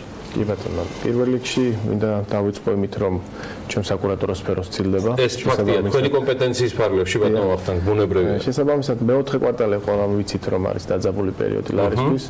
რადგანაც საახალწლო მზადება საზოგადოებისთვის, კი ბატონო, ვემზადებით საჩუქრების საყიდელად, ვემზადებით იმ პროცესებისთვის, რასაც ქვია ახალი წელი. ამიტომ იმპორტიორებიც შესაბამისად ემზადებიან დატვირთვა მოდის დოლარის მოთხოვნაზე, ვალუტის მოთხოვნაზე, რადგანაც მოიმარაგონ მარაგები გასაყიდად, ყოველთვის არის დაძაბული პერიოდი. ამიტომ აქ რაიმე განსაკუთრებული პანიკის მიზეზი ან და გარემოება, რომელიც შეიძლება იყოს დამალული, არის გამორიცხული. ტრადიციული მდგომარეობაა. დღეს დილით ვიდრე ვემზადებოდით გადაცემისთვის, ჩვენმა ტექნიკურმა დირექტორმა თქვა, გუშინდელი საქმის კურსის გაშვების შემდეგ შევიდა 1 წლის წინ ზუსტად ამ პერიოდზე ბლუმბერგის ტერმინალზე, ზუსტად 1-1-ზე ანალოგიური ვითარებაა და მაგერ ახსნა გაცნობშიდად და წყნარად. კარგი. იმ ვალუტას მივხვდეთ, რომელთან დაკავშირებითაც ამდენი სასაუბრო ხშირად ჩნდება ხოლმე. სიახლეები აქვს ეროვნულ ბანკს. ნუ არც თლად ციდან მოფრენელი, იმიტომ რომ ვიცოდით რამდენიმე თვით ადრე და ეს იყო ეტაპობრივი, მაგრამ რამდენიმე კვირა რჩება ფაქტობრივად 2019 წლის 1 იანვრამდე, როდესაც 50 თეთრიანების გამოყენება უკვე სრულად იქნება ამოღებული მოხმარებიდან და მეორე მხრივ მათი გადაცვლა მხოლოდ ეროვნულ ბანკში იქნება შესაძლებელი. ამ დრომდე კომერციულ ბანკებშიც რჩებოდა ეს შესაძლებლობა. როგორი თქვათ ფორმით შეიძლება რომ ეს 50 თეთრიანების გადაცვლა მოხდეს ეროვნულ ბანკს, სად უნდა მიმართონ, როგორ უნდა მიმართონ და რას უკავშირდება ეს ცვლილება? კი ბატონო, შესაბამისად 1 იანვრამდე ნებისმიერ კომერციულ ბანკში კიდევ შეიძლება 50 თეთრიანის, ძველი 50 თეთრიანების გადაცვლა.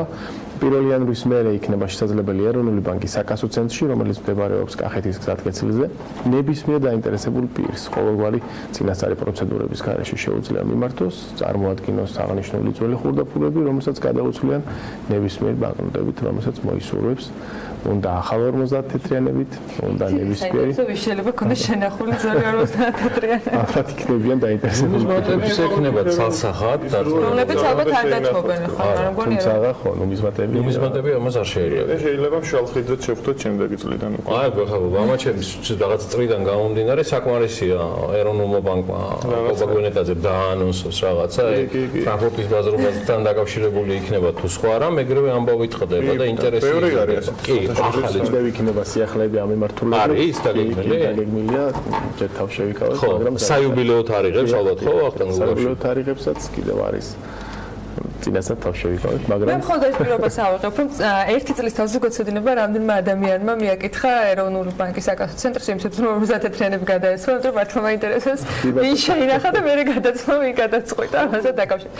მაგრამ უფრო მეტს მოიცავს დამრგვალების ახალი სისტემა, რომელიც ჯერ რამდენიმე წლის წინ შევიდა ძალაშოცა 1 თეთრიანი და 2 თეთრიანი სავალდებულო გახდა, ხურდის დაბრუნება და კარგი არ მინდა თქმაც არ შველის ხშირ შემთხვევაში, როდესაც ანგარიშტორებას ვახდეთ, იმიტომ რომ ამ შემთხვევაში ვალდებულები არიან ხო და აუცილებლად დაგიბრუნეს ხურდა. რატომ გადაწყდა ამის შეცვლა და რა სისტემით მოხდება ამ შემთხვევაში ხურდა ფულის დაბრუნება? ოღონდ ეს დავაზუსტებ, რომ საუბარია ეგრეთ წოდებული ქეშით გადახდის შემთხვევაზე და არ არის საბანკო ანგარიშსა.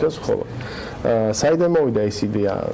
გამომდინარე იქიდან, რომ ფულს ახასიათებს დალექვის კოეფიციენტი, რას ნიშნავს? როდესაც მიმოქცევაში არის ფული, წლიდან წლამდე რამდენი პროცენტი შეიძლება დაიკარგოს და აღარ იყოს მიმოქცევაში ესა თუ ის ხურდა იქნება ფული თუ ბანკნოტი. 1 თეთრიანს ქონდა 80% დალექვის კოეფიციენტი. 80% თეთრიანებზე იკარგებოდა წლიდან წლამდე ამოდიოდა ბრუნვიდან, იყო ყოველ წელიწადს გასაახლებელი. ხოლო 2 თეთრიანი 70%. ეს კოეფიციენტები არის იმის მაჩვენებელი, რომ საზოგადოებას არ ჭირდება ეს ხურდაფული. შესაბამისად ის იკარგება, ამიტომ გვიწევდა ყოველწლიურად განახლება, შეკვეთა რაც ნომინალზე ძვირი ღირებულები ჯდებოდა და როცა გადავხედეთ ჩვენ პრაქტიკას, ისევე ევროზონის ქვეყნებს, ფინეთი, ირლანდია, ხა იტალიაც გეგმავს, ეს დამრგვალების პრინციპი ზუსტად იგივე მეთოდით მოქმედებს საკმაოდ წარმატებით. ეს რაც გულისხმობს, რომ ჩვენ შესყიდვის დროს და ნაღდი ფულით ანგარიშსწორების დროს, თუნდაც ნებისმიერ სუპერმარკეტში, მაღაზიაში, როდესაც შევალთ, ყველა პუნქტი არ დამრგვალდება, ანუ ყველა პროდუქტი, რასაც ვყიდულობთ, ცალ-ცალკე არ დამრგვალდება. დამრგვალება იმოქმედებს მხოლოდ საბოლოო ჯამზე, მაგალითად ვიყიდე შევიძინე 5, 6 ან 10 რაღაც სხვადასხვა პროდუქტი, ისინი ერთი თეთრი სიზუსტით დაჯამდება, მაგრამ საბოლოო ჯამი თუ გამოგვივიდა 23 ლარი და 76 თეთრი სულ ბოლო თანხაში შესაბამისად იქ უკვე იმოქმედებს 5-ის ჯერადამდე დამრგვალების პრინციპი რაც ნიშნავს იმას რომ თუ იქნება 51 თეთრი ან 52 თეთრი გადავიხდით ნაკლებობით 50 თეთრს თუ იქნება 53 ან 54 თეთრი გადავიხდით მეტობით 55 თეთრს და იგივე პრინციპით 15 ზევით 6 და 7-ზე ისევ 50-მდე ჩამოვალთ 56-ზე 57-ზე და მეტობით უკვე დავუგვალდებით ზედმეტი ხელის მოძრაობებისგან დავისვენებთ როგორც ფაქტიურად ჩვენ იდეაში გარკვეულწილად ერთ-ერთი მიზეზი ვახტანგ რასაც გისმენთ იყო რომ გარდა იმისა რომ გაუმართლებელი ხარჯია სტატუსი დღეს ანუ ამ შემთხვევაში კარგავდით ფულს ჯამში ხო? ეს იყო მთავარი პრინციპი, რადგანაც ჩვენ შეიძლება ხარჯი გავამართლოთ იმით, რომ საზოგადოებაში საჭიროა, ეკონომიკაში საჭიროა, გჭირდება, ამას რა თქმა უნდა, ეროვნული ბანკი აიღებდა თავის თავზე და გააგრძელებდა მომსახურებას, თუმცა ხედავთ, რომ 80% დანალექი ნიშნავს, რომ 80% იყრება ფულის, იკარგება, არ აქცევს ხალხი ყურადღებას. შესაბამისად, ზედმეტი ხარჯია, ზედმეტი თავის ტკივილია ისევე როგორც კომერციული სექტორისთვის, ასევე ჩვენთვის. ამიტომ იქნება მიღებული გადაწყვეტილება რომ ზუსტად არ გქონდეთ ეს რიცხვები და პრინციპში მაგრამ რა გვიჭდებოდა წლიურად ერთ-ერთიანების და ერთ-ერთიანების დამზადება ხომ არ გახსოვთ მომავალი 3 წლის განმავლობაში მინიმუმ 500-დან 600.000 ლარამდე დაგჭირდებოდა ერთ-ერთიანების და ერთ-ერთიანების ბეჭდა მართლა დაკავშირებულია კი ბატონო ანუ ყოველ წელს ეს დანალექი რომელიც უბრალოდ ხაერში მიდის შესაბამისად ძალიან დიდი თანხა ამდეს ვერ ვფიქრობ კი ზუსტად გვაქვს დათვლილი შესაბამისად კომერციულ სტრუქტურებს ან მომხმარებელს რამე ცვლილებას თუ მისცემს რეალურად ეს ერთ-ერთიანების დამრგვალება თუ არავითარ რადგანაც ზუსტად 5 ჯერადამდე ანუ 2 ციფრია რომელიც მეტობით ვგვალდება 2 ციფრია რომელიც ნაკლებობით ისინი ერთმანეთს აბალანსებენ ის რომ მომხმარებელს რაღაც გაუძვირდეს ან რაღაც გაუიაფდეს აბსოლუტურად ნოლია ეფექტი აქ შეხებაში საერთოდ არ არის ეს კომპონენტი შესაბამისად ის იქნება კიდევ ვიმეორებ ხალხს არ ეგონოს საზოგადოებას რომ თითოეული ფასი თუ დაღწე რაღაც ნახა ის დაუმრგვალდება ყველა ცალკე ეს არის ჯამური საბოლოო რაც უკვე ჩვენ კასასთან მივალთ უნდა გადავიხადოთ და ისიც მხოლოდ ნაღდი ფულით ანგარიშწორებისას საბანკო ბარათით ან რაც გადარიცხვით ანგარიშწორებისას ისევ ერთ-ერთიანზე დამრგვალდება აქ არანაირი ცვლილება არ გვექნება უბრალოდ ნაღდი ფულით ანგარიშწორებისას საბოლოო ჯამი და არა თითოეული კომპონენტი რასაც შევიძე ეს იყო ის ნონქეში ვახტანგ ზუსტად და ეხლა უპასუხეთ ანუ ბარათით გადახდისას ჩვეულებრივად ძველი წესით მიდის და ნაღდი იმითი სალაროსთან 1 იანვრიდან ამაზე კიდე ბევრს ვისაუბრებთ BMG და ეროვნული ბანკი ერთად შემდეგი ხნის განმავლობაში არ ვიცი ახლა არ მგონია ამან თქვენში განსაკუთრებით ის გამოიწვიოს მაგრამ სიხარულენა პირიქით არის საუბარი რომ შეიძლება ერთი პროდუქტი შეიძინოთ შეიძლება შეიძინოთ მთელი კალათი და სალაროსთან ყოფნისას არის პრინციპი დამრგვალებისა დაახლოებით 2 თეთრის პარიტეტზე თუ სხვაობით თუ როგორ თქვა მეტობით ან ნაკლებობით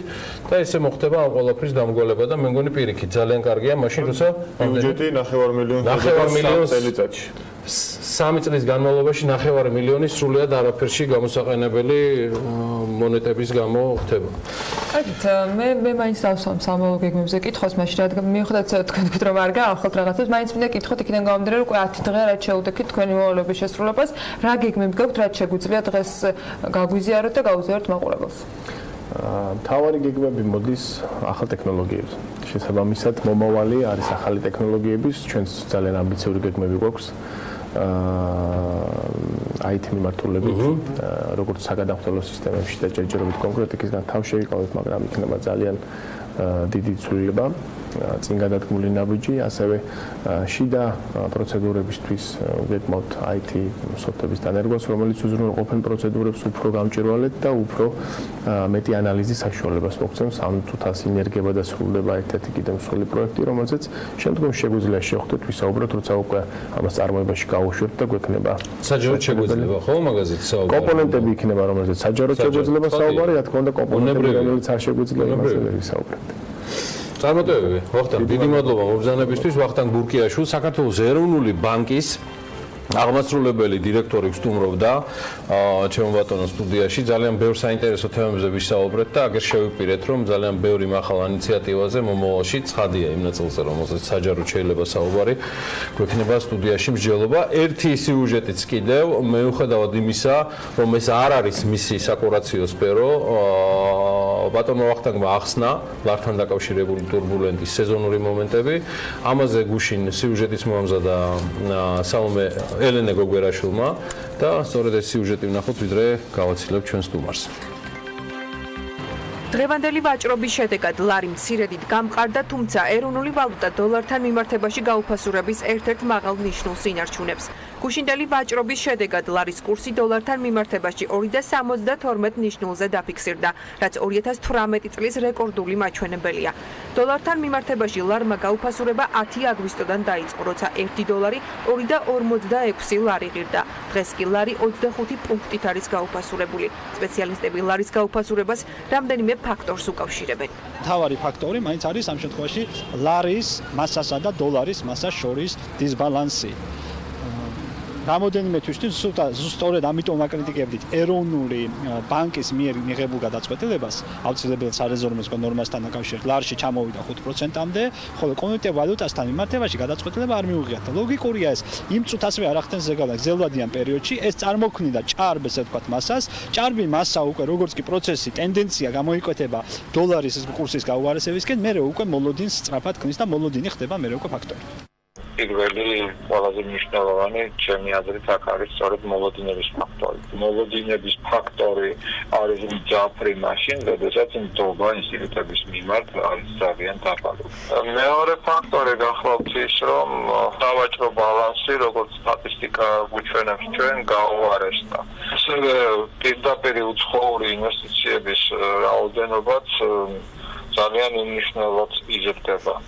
რაც რა თქმა უნდა გარკვეულ გავლენას ახდენს.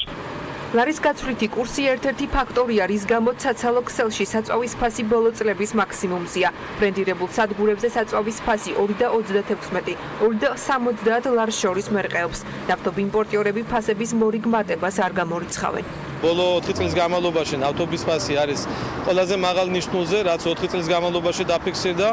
ასევე ამას ხელს უწყობს, რომ ფასის დასის რომ გაცვლითი კურსით სამწუხაროდ ასევე შეცვლილი არის და ბუნებრივია რეაქცია ეტაპობრივად იქნება იმპორტირებულ პროდუქციაზე.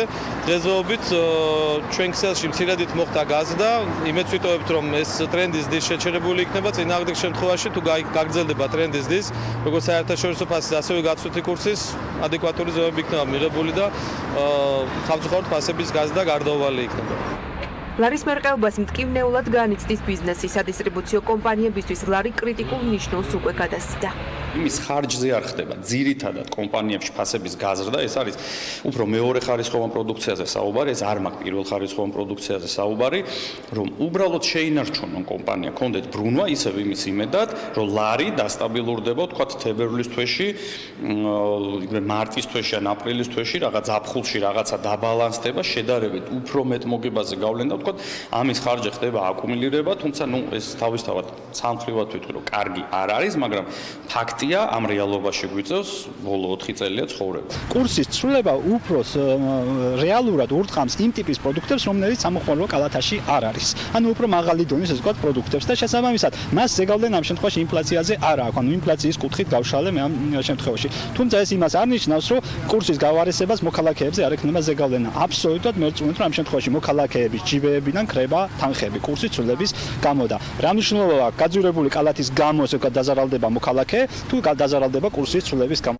სამომხმარებლო ფასების ცვლილებას რომ გადავხედოთ, წლიური ინფლაციის დონე სექტემბერში გაზრდილია 0.3%-ით, რაზეც გავლენა იქონია თავის მხრივ სურსათსა და უალკოჰოლო სასმელებზე ფასების 1.8%-იანმა მატებამ. უფრო კონკრეტულად, ბოსტნეული გაზრდა 8.7%-ით, თევზეული 5.1%-ით, ხორცი და ხორცს პროდუქტები 3.3%-ით, პური და პურ პროდუქტები კი 2.1%-ით. წინა წლის ანალოგიურ პერიოდთან შედარებით ფასები გაზრდილია ალკოჰოლური სასმელების, თამბაქოს, კომუნალური გადასახადებისა და ჯანმრთელობის დაცვის ჯგუფებზეც.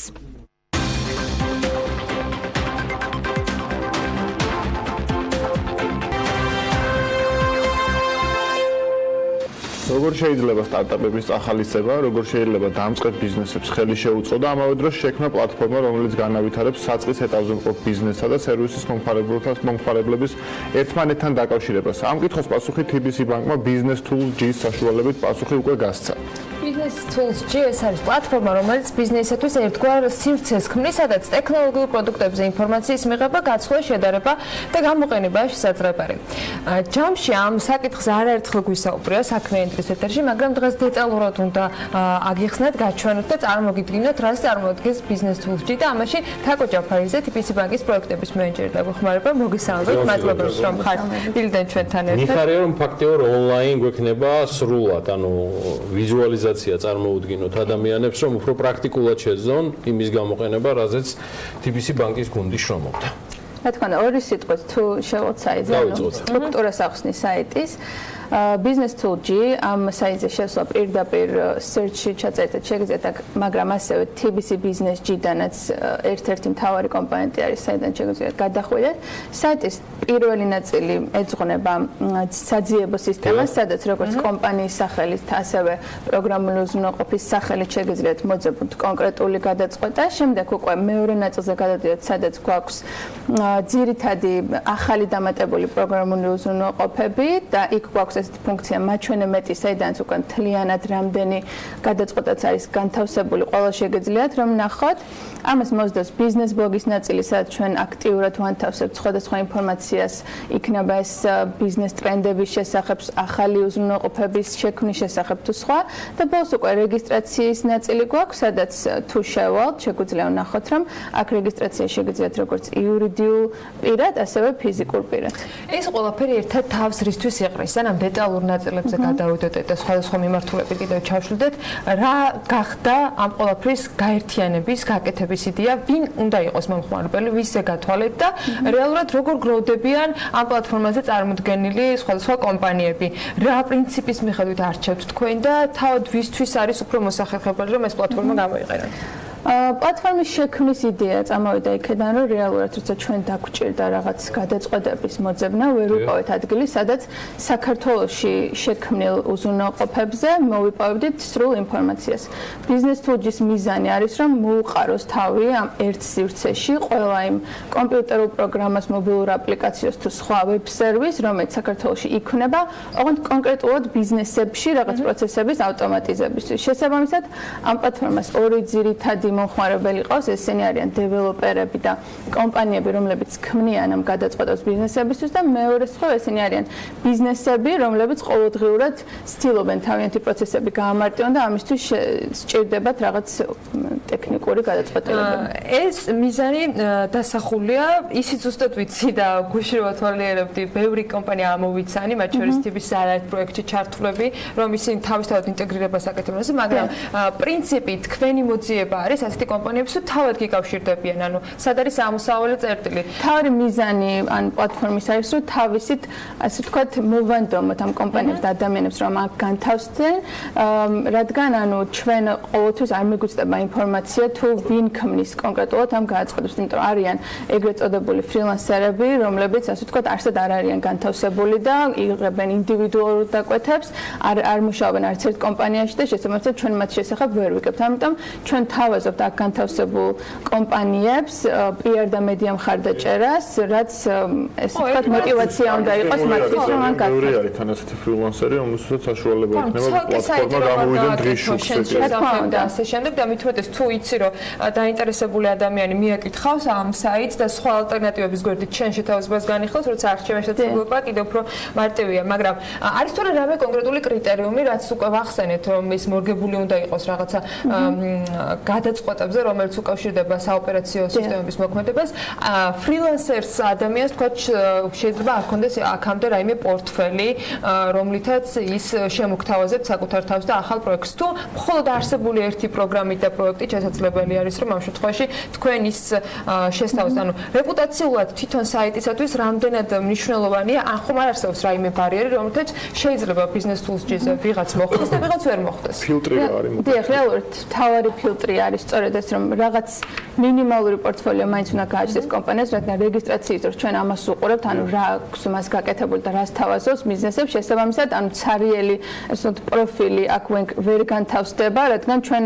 ვერ შეგვექმნება შტაბ-შტილება იმის შესახებ, თუ რა შესაძლებლობები აქვს ამა თუ იმ კომპანიას თუ ფრილანსერს. თუმცა სხვა შეზღუდვები რეალურად არ გაგვაჩნია, ანუ მთავარია ეს უზრუნველყოფა იყოს ბიზნესისთვის და რაღაცას მის ყოველდღიურ საქმიანობაში ამარტივებდეს. და არანაირი გადასახადი არ უწევთ. გადასახადი არანაირი. თქვენ ახსენეთ ფაქტობრივად უფასო PR და მარკეტინგი, რომელიც ერთიანად თავს უყრის ამაში.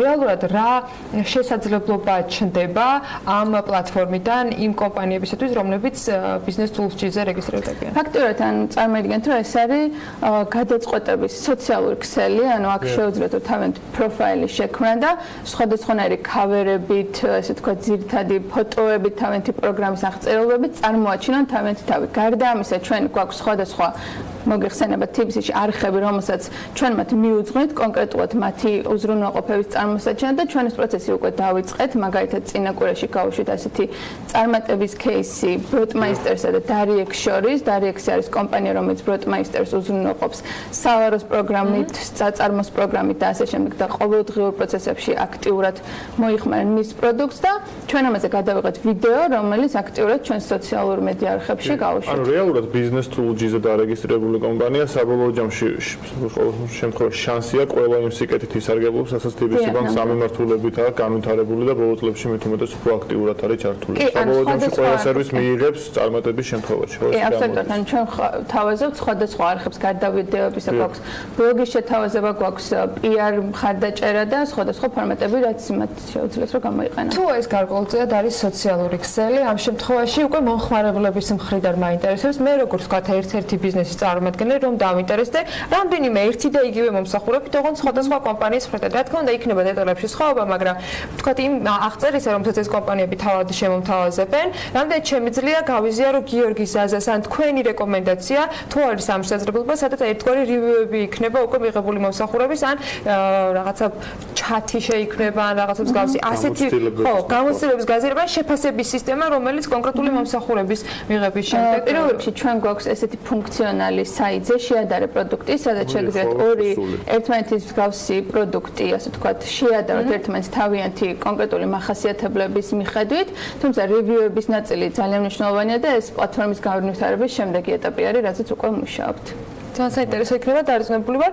საიტის მუშაობასთან დაკავშირებით მე მგონი მცირე ახსნა და ექსკურსი კი იყო ამ ეთერში და დარწმუნებული ვარ ძალიან მარტივად მოძებნით საძიებო სისტემაში. ძალიან ფრენდლი საიტია, რაც ხო. ცალსახად და კიდევ ერთი რაც ცალსახად მინდა დავამატო, რომ მაინც ვფიქრობ მიუხედავად ბევრი მიმართულებისა, რომელიც ბიზნეს მედიას განვითარებული აქვს, გონია რომ BMG უნდა დავსვათ აქ, იმიტომ რომ ჩვენი გამოწვევა მაგალითად რომ ჩვენ ვარ დაინტერესებული თაკო წლის ბოლომდე ვიპოვოთ პარტნიორი, ვინც შეგვიქმნის აპლიკაციას. მახსოვს ეს წინა იმიდან გამომდინარე და რატომაც არა, თუ ესე თან პროფილური კომპანიები იყრიან თავს, TBC-ა, რომელთანაც ჩვენ მთელი 4 წელიწადია რაც ბიზნეს მედია არსებობს, ესე ვართ თანამშრომლობაში, მე მგონია რომ კიდევ ბევრ კვეთას ვიპოვით, რომელზეც მაგალითად თვითონ BMG-ის გუნდი არ ფიქრობს და ვერ ფიქრობს შეიძლება. იდეაში biznesstools.ge-ის ერთ-ერთი მთავარი მიმართულება სწორედ ეს არის, რომ ანუ აჩვენოს ბიზნესებს რა შეიძლება რომ მათ დასჭირდეთ, იმიტომ რომ არიან სიტყვაზე სტარტაპები, რომლებმაც შეიძლება ვერ წარმოიდგინონ წინასწარ რა შეიძლება თავიანთ ყოველდღიურ პროცესებში დასჭირდეთ. აქ გვაქვს ეს კატეგორიები, რომლებიც მათ მიანიშნებენ, ასე ვთქვათ, რა შეიძლება ვთქვათ ადამიანური რესურსების მართვით თუ ბუღალტერიის თუ ფინანსების სხვადასხვა მიმართულების მიხედვით დასჭირდეთ ყოველდღიურ საქმიანობაში. ისე თუ გაქვთ სტატისტიკა, ყველაზე ხშირად რომელი მიმართულებით ინტერესდებიან biznesstools.ge-ზე კონკრეტული ვთქვათ კომპანია? თვითონ აპლიკაციას აქვს ესეთი პატარა ხილაკი, სადაც ჩანს რამდენჯერ არის კონკრეტული აპლიკაცია ნანახი. სხვათა შორის ახალი დამატებულები ხშირად არის ესეთი წამყვანი აპლიკაციები, თუმცა ჩემი დაკვირვებით ბუღალტერიის პროგრამული უზრუნველყოფა ერთ-ერთი ყველაზე პოპულარულია. კი, ყველაზე მოხმარებადიც არის ერთ-ერთი და ნუ, იმიტომ რომ ყველაზე საჭირო არის შეიძლება ითქვას ნებისმიერი კომპანიისთვის შესაბამისად. კი, ბატონო. აი, ძალაშია მიღო მithumetes მეორეჯერ მithos აგერთაგოს თანდასწრებით და მე გავაგზავნებ კვალიფიკებას კომპანიას. კი ბატონო, დიდი მადლობა თაკო ჯაფარიძეს, TBC ბანკის პროექტების მენეჯერს. იმედია რომ კიდევ ერთი აგური შევძინეთ biznesstools.ge-ის პოპულარიზაციას, რომელიც მართლა ძალიან სიმპათიურად გამოიყურება და იმედია რომ ესევე მიიღებს ყველა მომხმარებელი, ვინც მასშია და ვინც არ ახართ მასში TBC ბანკთან. ეხლა კიდევ ერთი მოგზაურობა მინდა შემოგთავაზოთ. ვიდრე თაკოს გავაცილებთ. ყაზბეგის შემდეგ სვანეთი. ყაზბეგის შემდეგ კი ბატონო სვანეთი, დიახ, არ შეიძლება რომ ამ სიუჟეტის გამეორება არ მოხდეს, მით უმეტეს როცა ის ესეთ მაღალ დონეზე არის შესრულებული. სრულიად საქმიანი ვიზიტით მყოფი სვანეთში დავით ჯალაღონია, ჩვენი გუნდის სხვა წევრებთან ერთად. დატკბა და დარეტიან და რა იქაურობით, მიაგნო ერთ არაჩვეულებრივ ოჯახს, ვიბლიანების ოჯახს. თუმცა ეხლა მარო ჯაჭვლიანი ალბათ გამიწყრება ამის შემხედვარე რომ მე რატო არ მახსენებო ხო და ვახსენებ აგერ ორთავეს და მოდი ძალიან საინტერესო ისტორიით დავთქვეთ რომელიც დავით ჯალაღონიამ მომწოდა.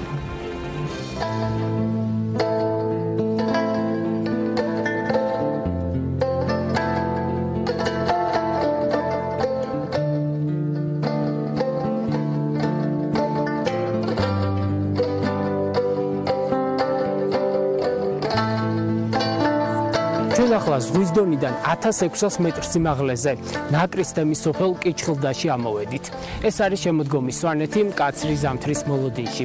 აქ ერთადერთი გვარი ვიბლიანების შემორჩა, სოფელი პრაქტიკულად დაცლილია და ჩვენ ახლა ამოვედით, რომ გავიცნოთ ეს ოჯახი. გამარჯობათ, კეთილი იყოს თქვენი აქ მობრძანება. მობრძანდით, შემოდით. ვალერი ვიბლიანი აქ დაიბადა. მეხსიერების პირველ შრეებში ასეთი სურათია. ეზოკარს მშობლები და დაძმები ავსებენ. სოფელში რამდენიმე კომლი ცხოვრობს, შემდეგ ნელ-ნელა მდელოებზე ნასახლარები ჩნდება. და ბოლოს ამ პეიზაჟთან ორნი რჩებიან. ვალერიმ და მარუმ შვილები ბარში გაისტუმრეს. აქ კი სტუმრის გამოჩენას თვეობით ელოდებიან. ყოველთვის მოსულიყოთ ამ ღარიბ ოჯახში და ბედნიერი ფეხი მოგეტანოთ და ჩვენც ბედნიერი ხალხი ვართ და დასელოდებით ჩვენგან. თქვენგან ველოდებით გულ თბილ სიკეთეს.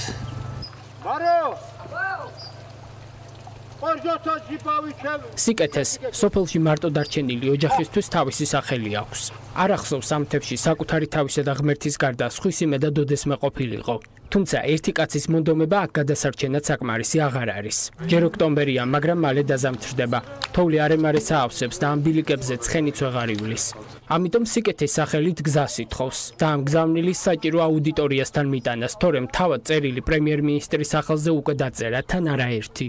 წერილებში კი ჯერჯერობით მხოლოდ ადრესატების სახელები და თარიღები იცვლება, პრობლემა ისევ რჩება. წვალობ, ძალიან ძიმე მაშინ გვაქვს გატარებული ცხოვრება პირობებში. არაფერი დახმარება თავრობისგან არ მოდის. თუ შევძლებთ, ჩვენც ვაკეთებთ ყველაფერს. ახლა დიდი ისა გვაქვს დაწერილი განცხადება, რომ მიუმართავთ პრემიერ ახალ მინისტრს ჩვენი სოფლის ყველა ცხოვრები. თუ რამეს გახდება, შევეხვეწებით, რომ 2 კილომეტრი გზა ვერ მოგვიჭრა სახელმწიფომ ეს უბრალოდ მე მწუხენია მაგალითად და საქირავებელი ტრაქტორს ვეძებ რომ ჩემი ხარჯები გავიღო და ეს მონაკვეთები მოუჭრა. სამისო თავრობა არ არის მზად ალბათ ერთი ოჯახის კუდის არ გაიღებს ალბათ თანხას. ასეთი განწყობის მიუხედავად არ იფიქროთ რომ მე-7 წლეულის მიწურულს ამ კაცს სკეპტიციზმი შეეჩვია. პირიქით უსასრულო ზამთრის დღეებში გამოსავალს ყოველთვის პოულობს. მერთმა დაგვიფარო რა წამლებით ყველაფრით მომარაგებული ვართ, მაგრამ ხო უნდა იცოდეს სოფელმა ხან ტელეფონი დენი არ არის, ხდება 3-4 დღე ამ კვირაობით არ არის დენი აზიანებს, მაშინ მე მაქვს ჩემი გამოთვლილი თხილამურები, სვანური. მაჯდები და მივდივარ ცენტრალურ სოფელ, აი ქვევით ლახამულა როემ სოფელში. შევდივარ სოფელში უბრალოდ დავაპარაკები და მოვბრუნდები და მოვდივარ სახლში. ჩემ ქალს უყვები მშვიდობა ყველგან მეთქი. შინდაბრუნებულს დიასახლისი ძირითადად ასეთ გარემოში ხვდება. ჭურჭელი ხელში აქვს და საქონელთან მიდის.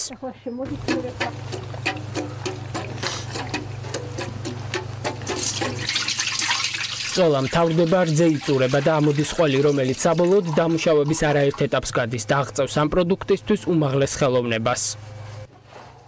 ეს არის სვანური ყველი ადგილობრივი დასახელებით ნარჩვ. ეს არის ძალიან საინტერესო ყველი, იმით რომ საერთოდ არ ფუჭდება. არავითარ შემთხვევაში ეს რომ გქონდეს 3-4 თვე არ გაფუჭდება ასე. ოღონდ როცა ხმარობ, მაშინ ყოველთვის უნდა დაიცვა ერთი რამ წესი. უნდა იყოს თანაბრად ყველგან. ერთ ადგილას მარტო რა მოიღო ის არ შეიძლება. თანაბრად ისევ დაახურავ სახურავს და ისევ თვალამ სიმძიმის არა, მაგრამ ცოტა სიმძიმის ისევ უნდა დაადო ქვაზევიდან. აქ ყველში მთლიანად ხდება, კარაქით აქ რჩება ყველში და არის უძვირფასესი საჭმელი ყველი ეს. უძვირფასეს პროდუქტებს იშვიათად ამოსულ ტურისტებსაც სთავაზობს. სახელდახელო წარწერით სახლის ფასადზე სტუმარი იგებს, რომ დარჩენა საიმედოა. საინტერესო აქ მხოლოდ ლანდშაფტი არაა. ოჯახმა ტრადიციები დარწმენა აქამდე ისე მოიტანა, როგორც წინაპრებისგან ისწავლა. Zavai, mat, zitabilek takavanovan kavnamadi usijeri mevdiyan, şud batan xiyati nashtibilano, nabnerilano, skeptizano zabilek takavanovan usijeri mevdiyan. ოჯახის უფროსი სვანურ ენაზე წმინდა გიორგის სახელობის ამ პატარა ტაძარში ლოცულობს. მამა პაპისგან გადმოცემით იცის, რომ ძეგლი მე-8 საუკუნით თარიღდება. ბარის სოფლებიდან სალოცავად აქ საეკლესიო დღესასწაულებზე ამოდიან. მათ დასახვედრად კი როგორც შეუძლია ტაძარს თავადაც ინახავს, თუმცა ამბობს, რომ ეს საკმარისი არ არის. ამას უნდა კიდო კირი, მესამე შემოვლა უნდა, მე ახალი ყავარი უნდა გადაუხუროთ. აი აქედან ტრაპეზონის სალოცავი რაც არის, ეს გაზაფხულზე უნდა ახალი ავაშენოთ, ბლოკით უნდა ავაშენოთ და თუ ვინმე დაგვეხმარება, ამ ეკლესიის მადით იქნება დალოცვილი.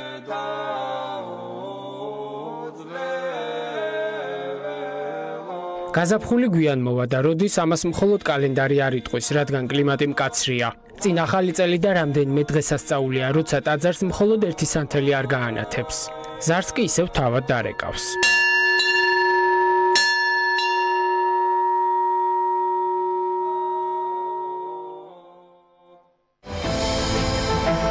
ამინდის პროგნოზის სპონსორია SEU დეველოპმენტი.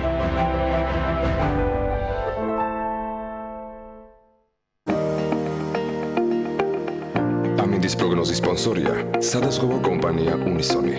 თავისუფალი დაზღვევა თქვენი სიმშვიდისათვის.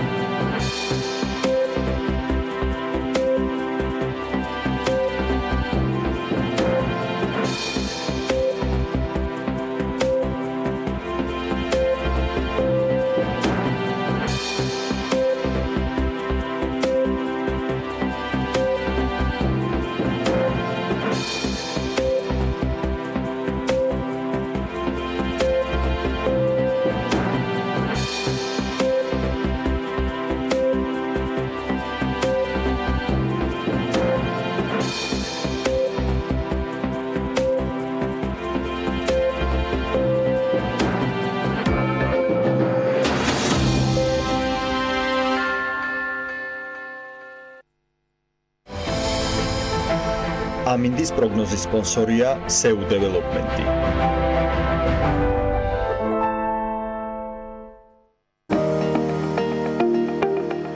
ამინდის პროგნოზის სპონსორია სადაზღვევო კომპანია უნისონი. თავისუფალი დაზღვევა თქვენი სიმშვიდისათვის.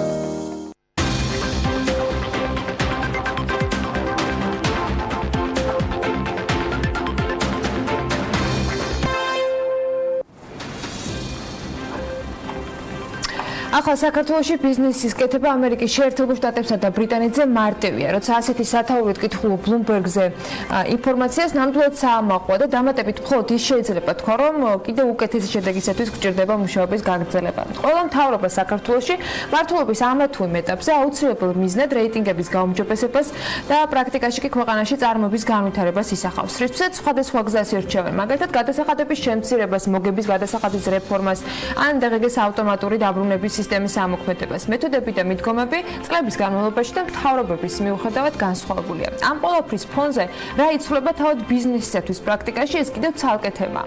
ელენე კვანჯელაშვილი სტუმართან ერთად წარმოების სექტორის სწორედ ამ მიმართულებით, ანუ პრაქტიკაში არსებული პროგრესით და გამოწვევებით დაინტერესდა და დღეს სტუმართან ისაუბრებს. ელენე, დილა მშვიდობის, მიხარია რომ საქმიანი დილას ტრადიციულად შემოუერთდი. დღეს რატომ ავირჩიეთ ეს თემა და ვინ არის ამ შემთხვევაში ჩვენი სტუმარი, რატომ გადაწყდა რომ ამ მიმართულებით წავსულიყავით? ანა პრაქტიკულად შენ უკვე თქვი რატომ გადაწყდა რომ ამ მიმართულებით წავსულიყავით. ერთი არის თეორია და ის რიცხვები და რეიტინგებში პოზიციები, რომლებიც ნამდვილად საამაყოა და მეორეა პრაქტიკაში როგორ ხორციელდება, ესე ვთქვათ, ეს თეორია. ჩვენ გადავწყვიტეთ რომ იმ ადამიანებს, ვისაც სურს წარმოების სექტორში ჩართვას, მათ ვაჩვენოთ პრაქტიკულად რა შეიძლება იყოს ის მთავარი გამოწვევები, რაც შეიძლება მათ წინაშე დადგეს და ვინ იქნებოდა, ასე ვთქვათ, ჩემი სტუმარი ამ თემაზე თუ არა, ბატონი ლევაზ ვაშაკიძე, ჩირინას დამფუძნებელი. მოგესალმებით ვებინარზე, ძალიან დიდი მადლობა, რომ ჩვენთან ერთად ხართ და პასუხობთ ჩვენს შეკითხვებს. თქვენ ხართ ადამიანი, რომელსაც ძალიან დიდი გამოცდილება აქვს, ძალიან დიდი და წარმატებული წარმოების გამართვისთვის ამ ქვეყანაში. ამიტომ მოდით პირდაპირ დავიწყოთ საუბარი იმაზე, თუ რა უწყობს ხელს წარმოების განვითარებას ქვეყანაში და რა უშლის ხელს წარმოების განვითარებას ქვეყანაში და მინდა რომ სწორედ ისეთ ასპექტებზე გავამახვილოთ ყურადღება, რაც შეიძლება გარედან ჩვენთვის როგორც გარედამკურველისთვის საერთოდ არ იყოს ხელმისაწვდომი და ამ პრობლემებს მხოლოდ პრაქტიკაში მუშაობა, ესე ვთქვათ, ასაჯაროებდეს. დიდი მადლობა მოწვევისთვის. მე ვესალმებით თქვენ მაყურებელს და მე უშუალოდ განვიხილავ დღეს იმ საკითხებს, რომელიც ძალიან მნიშვნელოვანია წარმოებისთვის და ჩემი აზრით უფრო მნიშვნელოვანი არის ჩვენი საქართველოს ეკონომიკური გუნდისთვის, რომელიც მე ვთვლი, რომ ზრუნავს რო განვითარდეს და ვთქვი წარმატებული იყოს. ის რეიტინგი, რომელიც გამოქვეყნდა და მინდა მივესალმოთ და მოგხვდეთ თქვენ საქართველოს მთავრობას, ეს ძალიან მნიშვნელოვანი არის საქართველოს განვითარებისთვის. ეხლა პრობლემთან დაკავშირებით, რომელიც არსებობს, მე უფრო ფუნდამენტური საკითხით მინდა დავიწყო, რომ საქართველოს ბოლო წლებში მრავლად სხვადასხვა ქვეყნებთან დებს ხელშეკრულებას თავისუფალი ვაჭრობის შესახებ. მაგალითად, დადებულია თურქეთთან, დადებული არის ხელშეკრულება ევროკავშირთან, ჩინეთთან, ეხლა ცდილობენ დადონ ინდოეთთან, იაპონიასთან, ამერიკასთან და ასე შემდეგ. ეს ერთის მხრივ ასე ზედაპირულად თუ შევხედათ, მისასალმებელია, მაგრამ რეალობა უფრო სხვა სფეროში დევს. კერძოდ გეტყვით, თუ ავიღებთ თურქეთთან თავისუფალი ვაჭრობა არსებობს.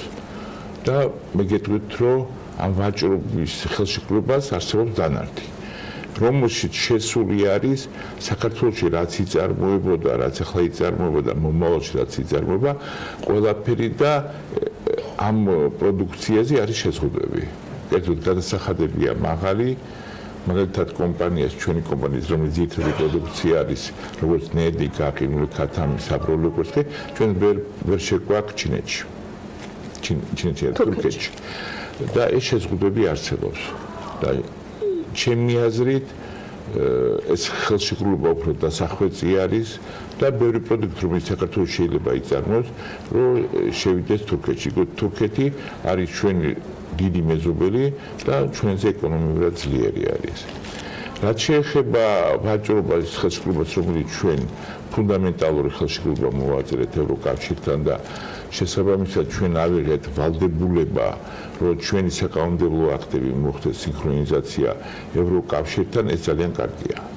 მაგრამ ამის შემდეგ, როდესაც ჩვენ ხელშეკრულებას ვდებ ჩინეთთან, ეს პრინციპში ტრაგიკულია. რატომ? იმიტომ, გეტყვით ხა რატომ? იმიტომ, რომ ევროკავშირმა რომ დადოს ჩინეთთან არსებობს ხელშეკრულება თავისუფალ ვაჭრობაზე, გამომდინარე იქიდან, რომ სტანდარტები წარმოების, აგრეთვე ვეტერინარული სხვა პარამეტრები ჩინეთის წარმოების არის ძალიან დაბალი. ამიტომ ის ჩინეთის პროდუქცია ასე თავისუფლად ევროკავშირში ვერ შევა. ჩვენთან უკვე შემოდის. მაგალითად, ჩვენ როდესაც მოვაწერეთ თავისუფალ ვაჭრობაზე, იმპორტი საქართველოში მკვეთრად გაიზარდა და ექსპორტი საერთოდ არ გაზრდილა. ეს მოსალოდნელი იყო, ხა დიდი არაფერი არ არის. ცხადია და გათვლებშიც იდო ეს, რომ თავიდან ეს იქნება. თავიდან და მეც მასე იქნება. რატომ? იმიტომ ჩინეთი არის სოფლიო ქარხანა, რომელიც აწარმოებს ყველაფერს და ჩვენ მათ ვერაფერს ვერ დაუპირისპირებთ, რომ საქართველოში რაღაცა აწარმოებთ და შევიტანოთ ჩინეთში. მე მოგეუბით ერთ ფაქტს, ჩვენ ვაწარმოებთ, ქათოს ვაწარმოებთ, ჩინეთში ძალიან პოპულარულია და მაღალი ფასით ქათმის ფეხები არის. ჩვენ დავიწყეთ ამ პროდუქციით ვეტერინარული სამსახურება საქართველოს სოფლის მეურნეობის სამინისტრომ, საგარეო საქმეთა სამინისტრომ დაახლოებით წელიწად ნახევრის წინ, რომ ჩვენ შეგვიტანა ეს პროდუქტი. წელიწად ნახევრის წინ და დღემდე ნებართვა არ არის გაცემული. როდესაც თავისუფალი ეკონომიური კავშირი გვაქვს ჩინეთთან. ეხლა რაც შეეხება თავად წარმოებას, ანუ რაღაც უნდა ვაწარმოოთ იმისთვის, რომ ვერ გავიტანოთ ამაზე. დასაკვირველია, თავარი რა არის, როდესაც იდება ასეთი ხელშეკრულებები, და ფუნდამენტი უნდა იყოს, რომ ჩვენ ვაწარმოოთ რაღაცა პროდუქცია, რომ გავიტანოთ. ან ჩვენ ვაწარმოოთ საქართველოსთვის მიზნით, რომ ვთქვათ იმპორტის შემცირდეს, ან გავიტანოთ. ამ ხრივ მე გეტყვით, რომ აი ეს ხელშეკრულებები საქართველოს წარმოებას არ ეხმარება და ვერ დაეხმარება. იმიტომ ჩვენ თუ რამეს ვაწარმოებთ, ვთქვათ, საკვებ პროდუქტს რაღაცა, იქ ჩვენ ვერ შევიტანთ. ეს კანონი, თავისუფალი ვაჭრობა ამას არ ითვალისწინებს. მე გეტყვით, რომ ევროკავშირშიც ასეა, იმიტომ რომ ჩვენი საწარმო, რომელსაც გავხსენით, ჩვენ გვიძოდა ევროკავშირიდან შემოგვიყვანა, რომ ვეტერინარული სამსახური რომ შეემოწმებინა ჩვენი საწარმო. და ჩვენ მივიღეთ პასუხი, რომ სანამ საქართველოს არ იქნება მზად ვეტერინარული სამსახური, ჩვენ ვერ შევთ ევროკავშირში. მე გეუბნებით ის რაც რეალობა არის. ჰარმონიზაციის პროცესი ჰარმონიზაციის პროცესი ძალიან გრძელი არის და მე გეტყვით, რომ არსეთ სოფლიოში ასეთი ქვეყანა არ არის დაინტერესებული ჩვენ აქ რაღაცა ვაწარმოოთ. და ჩვენ არ უნდა გქონდეს ილუზია, რომ ჩვენ აქ ვიღაცა მოვა დაიწყებს წარმოებას და მოხდება ადგილობრივი ბაზრისა და ექსპორტზე გასვლა. ამის ილუზიები ჩვენ არ უნდა გქონდეს. ეხლა გეტყვით, ძირითადი პრობლემა რა არის წარმოებაში. ნებისმიერ საწარმოში არსებობს საწარმო ნარჩენები. საწარმო ნარჩენები მაგალითად ჩვენი ფერმა ახლა საკმაოდ დიდი ზომის არის და ჩვენ ელემენტარულად ყოველ დღე დაახლოებით ტონა ნახევარი 2 ტონა საწარმო ნარჩენი გვაქვს ელემენტარულად ქათმის სახით. ისა ფერმებში არის ბუნებრივი დანაკარგი დაახლოებით 2-3% და შემდეგ ეს დანაკარგი ჩვენ საჭირო არ ან გავანადგუროთ, მაგრამ ჩვენ ვერ გავანადგურებთ თუ ჩვენ არ შემოვიყვანეთ საგადასახადო არ ჩამოვიდა ადამიანი, არ შეგვიმოწმა ეს ჩვენი დაცემული ფრინველი და ამის შემდეგ ჩვენ შეგვიძლია ხოთის გავანადგუროთ. ეხლა ჩვენ ეს პროცესი არ მოხდა, მაშინ ეს ბუნებრივად დაცემული ქათმები ჩაგვეთვლება, რომ ჩვენ ვაწარმოებთ, გავყიდე და მივიღეთ შემოსავალი. ანუ უკვე გადასახადებია. ამას დაემატება დღდ დაემატება, მოგების გადასახადი და ყველაფერს. ეს არის როგორ გითხრათ ისეთ საგადასახადო კოდექსიდან ასე გამოდის. თუ ჩვენ არ მოვახდინეთ საგადასახადოდან ინსპექტორის მოყვანა შემოძება, მაშინ ეს შედის როგორც ჩვენ შემოსავალში. ანუ რა პრობლემა არის საგადასახადოდან რომ ინსპექტორი მოვიდეს, შეამოწმოს, ჩამოწეროს და ასე პრობლემა არის ჩვენი უშუალო ორგანიზაცია, ჩვენი საწარმო გამნეულია დაახლოებით 35-40 კილომეტრის დიამეტრში. ერთ ადგილზე ჩვენ არა ვართ, გამომდინარე ვეტერინარული ნორმებიდან და შესაბამისად ჩვენ დაახლოებით ამ ყოველ დღე შეგვიძლია გამოიწვიოთ ადამიანი დაახლოებით ჩვენ ვიხდით იქ 20 ლარს ერთი ადამიანის გამოძახებაზე, დაახლოებით დღეს შეიძლება 2-3 ადამიანი იყოს. შესაბამისად ჩვენ გადაბნის რაიონის გვემსახურება გადასახადოს და ეს ფაქტურად არის დიდი მანძილი, აღარ მახსოვს 40 კილომეტრი არის, უნდა ჩამოვიდეს ადამიანი, შეხედოს, დაამოწმოს და მე შეგვიძლია მის განადგურება. და ის განადგურების პროცესაც ესწრება. ანუ ეს დროში იჭიმება ამას. ეს დროში იჭიმება, მე გეტყვი კიდევ ჩვენი დიდი პრობლემა ჩვენ მიმართეთ საგადასახადოს, თქვა შაბათ-კვირას საგადასახადო არ მუშაობს. მაგრამ ქათამცხოვრო ვერ აუგზავნოთ ბუნებრივ დაცემას. გამდინარე აქედან ფაქტიურად ფერმასთან ახლოს ეს დახოცილი ქათმები უბრალოდ გაფუჭდება, სუნია უნდა ბაქტერიალური დაავადებები, ვირუსული დაავადებები, ძალიან საშიში არის. აი, გქონიათ კომუნიკაცია ამ თემაზე ხელისუფლებასთან და საინტერესოა რა არის? მოგეთყვით ახლა ჩვენ მე ის ფამილია სადღეისო ჩვენ საგადასახადო ძალიან პროდუქტულად თანამშრომლობთ და ჩამოწერები და რაღაცები ხდება ავტომატურად ძირითადად და ჩვენ მადლობელი ვართ საგადასახადოში. ეხა ჩამოწერები ხდება ავტომატურად, რას გულისხმობს ამ პროცესის გარეშე? ჩვენ კომპიუტერში ავკრიფავთ, არა, და ისინი გვეუბნებიან, რომ შეგიძლიათ გაანადგუროთ. შეგიძლიათ ეს ავტომატურად ხდება და მიუხედავად ამისა ავტომატურად ხდება, ჩვენ ყოველთვის მზად ვართ, რომ ეს ჩვენ დავახვედრო და ყოველ ჩვენ ორგანიზაციაში დაახლოებით ამით დაკავებული არის 10 ადამიანი. რომელიც უმზადებს საგადასახადოს ინფორმით, წონის, ყველაფერს და მე ხდება ის განათლება. ეხლა საქმე რა ჩვენ მდგომარეობს? ჩვენ კომპანიაში დაკავებული 10, მაგრამ თქვენ წარმოვიდგინეთ, ჩვენ რო წარმოება განვითარდეს, ყოველ საწარმოში მსგავსი პრობლემები იქნება. და სადღეისოდ ბევრი ადამიანი, რომელიც იწყებს ეს რაღაცის წარმოებას, ის როგორც წესი, ამას ყურადღებას არ აქცევს.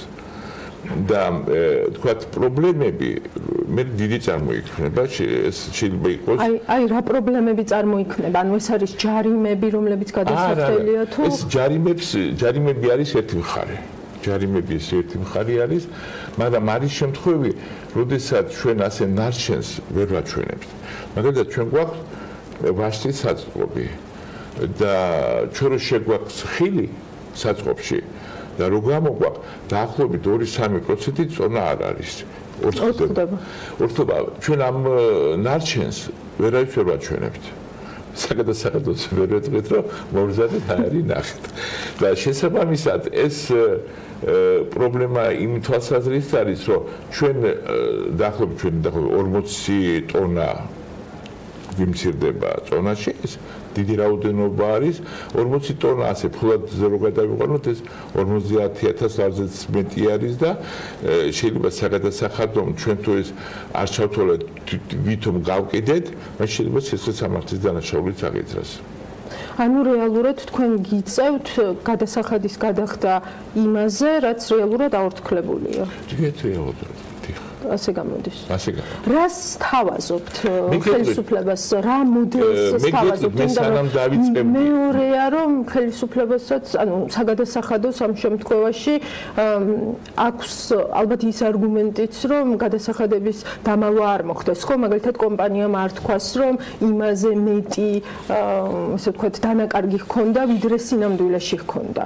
ეს კი გიპასუხებთ ხა მე სანამ დავიწყებდი წარმოების აშენებას მე მინდოდა სულ სხვა წარმოება გეტყვით ქიმიური სადაც ნარჩენი საერთოდ არ ჩანს და ვერც ერთი საგადასახადო ინსპექტორი ნარჩენს ვერ ნახა მე მაგერით ბევრი რამ ორთქლდება მე ამიტომ ქიმიური წარმოებაზე უარი თქვი და ეს არის ქათმის წარმოება სადაც ნარჩენი ჩანს და მე ჯერ კიდევ წინამთავრობასთან მქონდა სანამ დავიწყებდი აშენებას მოლაპარაკება რომ საგადასახადოში ცვლილები შეეტანათ ის ცვლილებები რომელიც საშუალებას მისცემს გადამხდელს გაუმდინარე ტექნოლოგიური მდგომარეობიდან გაუმდინარე რა ნორმები არის ამა თუ იმ სახეობის GWP-ის რაღაცი ან ტექნოლოგიური ხაზზე თვითონ მიიღოს დადგენილება რამდენი არის საწარმოო ნარჩენი და თვითონ იყოს ვალდებული ამ ნარჩენების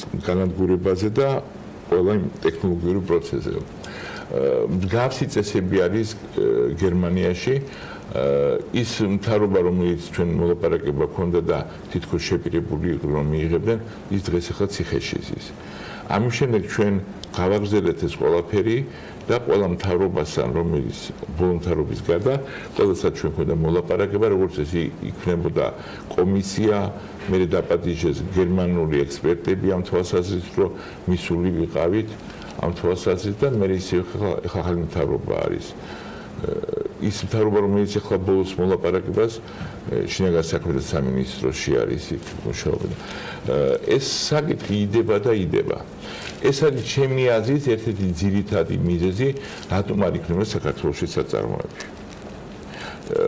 იმიტომ რომ ნებისმიერმა ინვესტორმა უნდა იცოდეს და გასაგები ნორმები უნდა იყოს, ნარჩენები როგორ უნდა აღრისხოს, როგორ უნდა გაანადგუროს და ყველაფერი ძალიან მნიშვნელოვანი არის. იქ რომ არ ჩართულია გადასახადო ინსპექტორები, ეს საერთოდ ძალიან სრული უაზრობა გამომდინარე იქიდან, რომ საგადასახადო ინსპექციას შეუძლია შეამოწმოს ნებისმიერი საწარმო, თუ არ მოწოს ის ნარჩენები, რომლებიც ან მეტია, ან ცოტაა, ექსპერტიზა დანიშნოს და შესაბამისად მიიღოს ზომები. ეხლა ძალიან მარტივია. რაც უფრო ვალდებულებები და პასუხისმგებლობები ქვემოთ არის, ჩემი აზრით, საგადასახადო ინსპექციას უფრო მეტი გავლენა ექნება ნებისმიერ საწარმოზე, ვიდრე დღევანდელ პირობებში. იმიტომ რომ დღეს ამასეთ შემოწმება სრული უაზრობა მიიღო. ეხლა მე გეტყვით ნარჩენებზე არა მარტო წარმოებაშია პრობლემა, მე გეტყვით რომ პრობლემები არის აი დიდ მაღაზიებშიც. ეხლა კარგად გაფიქრეთ, ხა მაღაზიაში ნებისმიერი სწრაფად ფულჭებადი პროდუქტი შეიძლება ფორმა შეიცვალოს, თქვა ან აღარ იყოს ის გასაკიდი შესაძლებლად არ იყოს, რა უნდა გააკეთოს დიდმა მაღაზიამ, როგორ ფიქრობთ თქვენ? რა უნდა გააკეთოს? რა უნდა გააკეთოს? დიდ მაღაზიამ უნდა გამოიძახოს საგადასახადო იგივე პროცესი უნდა გაიაროს, აბსოლუტურად გამოიძახოს, მერე ის მოვა, როდის მოკიდო გაურკვევარი ეს. მე გეტყვით, რომ თბილისში არის დაახლოებით 4000-მდე კომერციული მაღაზია. და თქვენ კარგად იცით, რომ ყველამ რო დაიწყოს ამ საკანონმდებლო იმით მუშაობა, ამდენი ინსპექტორები არ ყავს და არც ექნება. და ეს უნდა გამოიძახოს, მერე ის შეხედავს, მე დგას საუბარი გაფუჭებულია თქვა. ან ხორცს ვერ ყიდის, გაშრან თუ რაღაცა და რა უნდა გააკეთოს. ხა ჩემი აზრით ის უნდა განადგურდეს. მაგრამ ჩემი აზრით ეთიკური თვალსაზრისით ხა საქართველოში სადაც ხალხი პროდუქციას ვერ იღებს და რაღაცა, ამ დროს პროდუქცია გაანადგურო ძალიან ცუდია. ისე ექვემდებარება განადგურებას.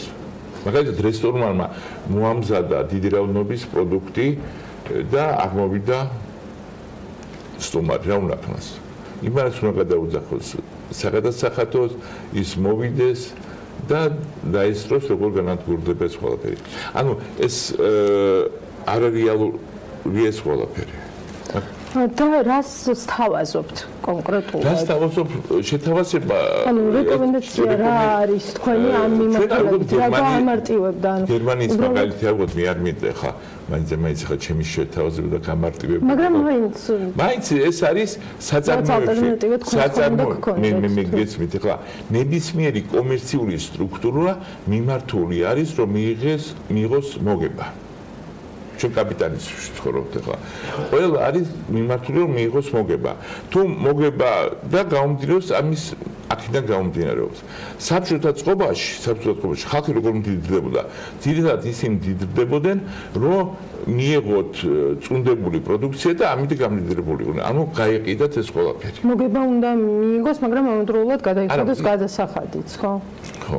და ჩემი აზრით ყველაზე მართებული და ის არის, რომ ყველა ორგანიზაციაში უნდა შეიქმნას კოდექსი, საკუთარი კოდექსი, როგორ ნადგურდება ეს და ის პროდუქტი, როგორ და თუ პროდუქცია გაფუჭდა, ეს საჭირო არის ეს იყოს დანაკლისი და ეს არ შევიდეს მოგების გადასახადში.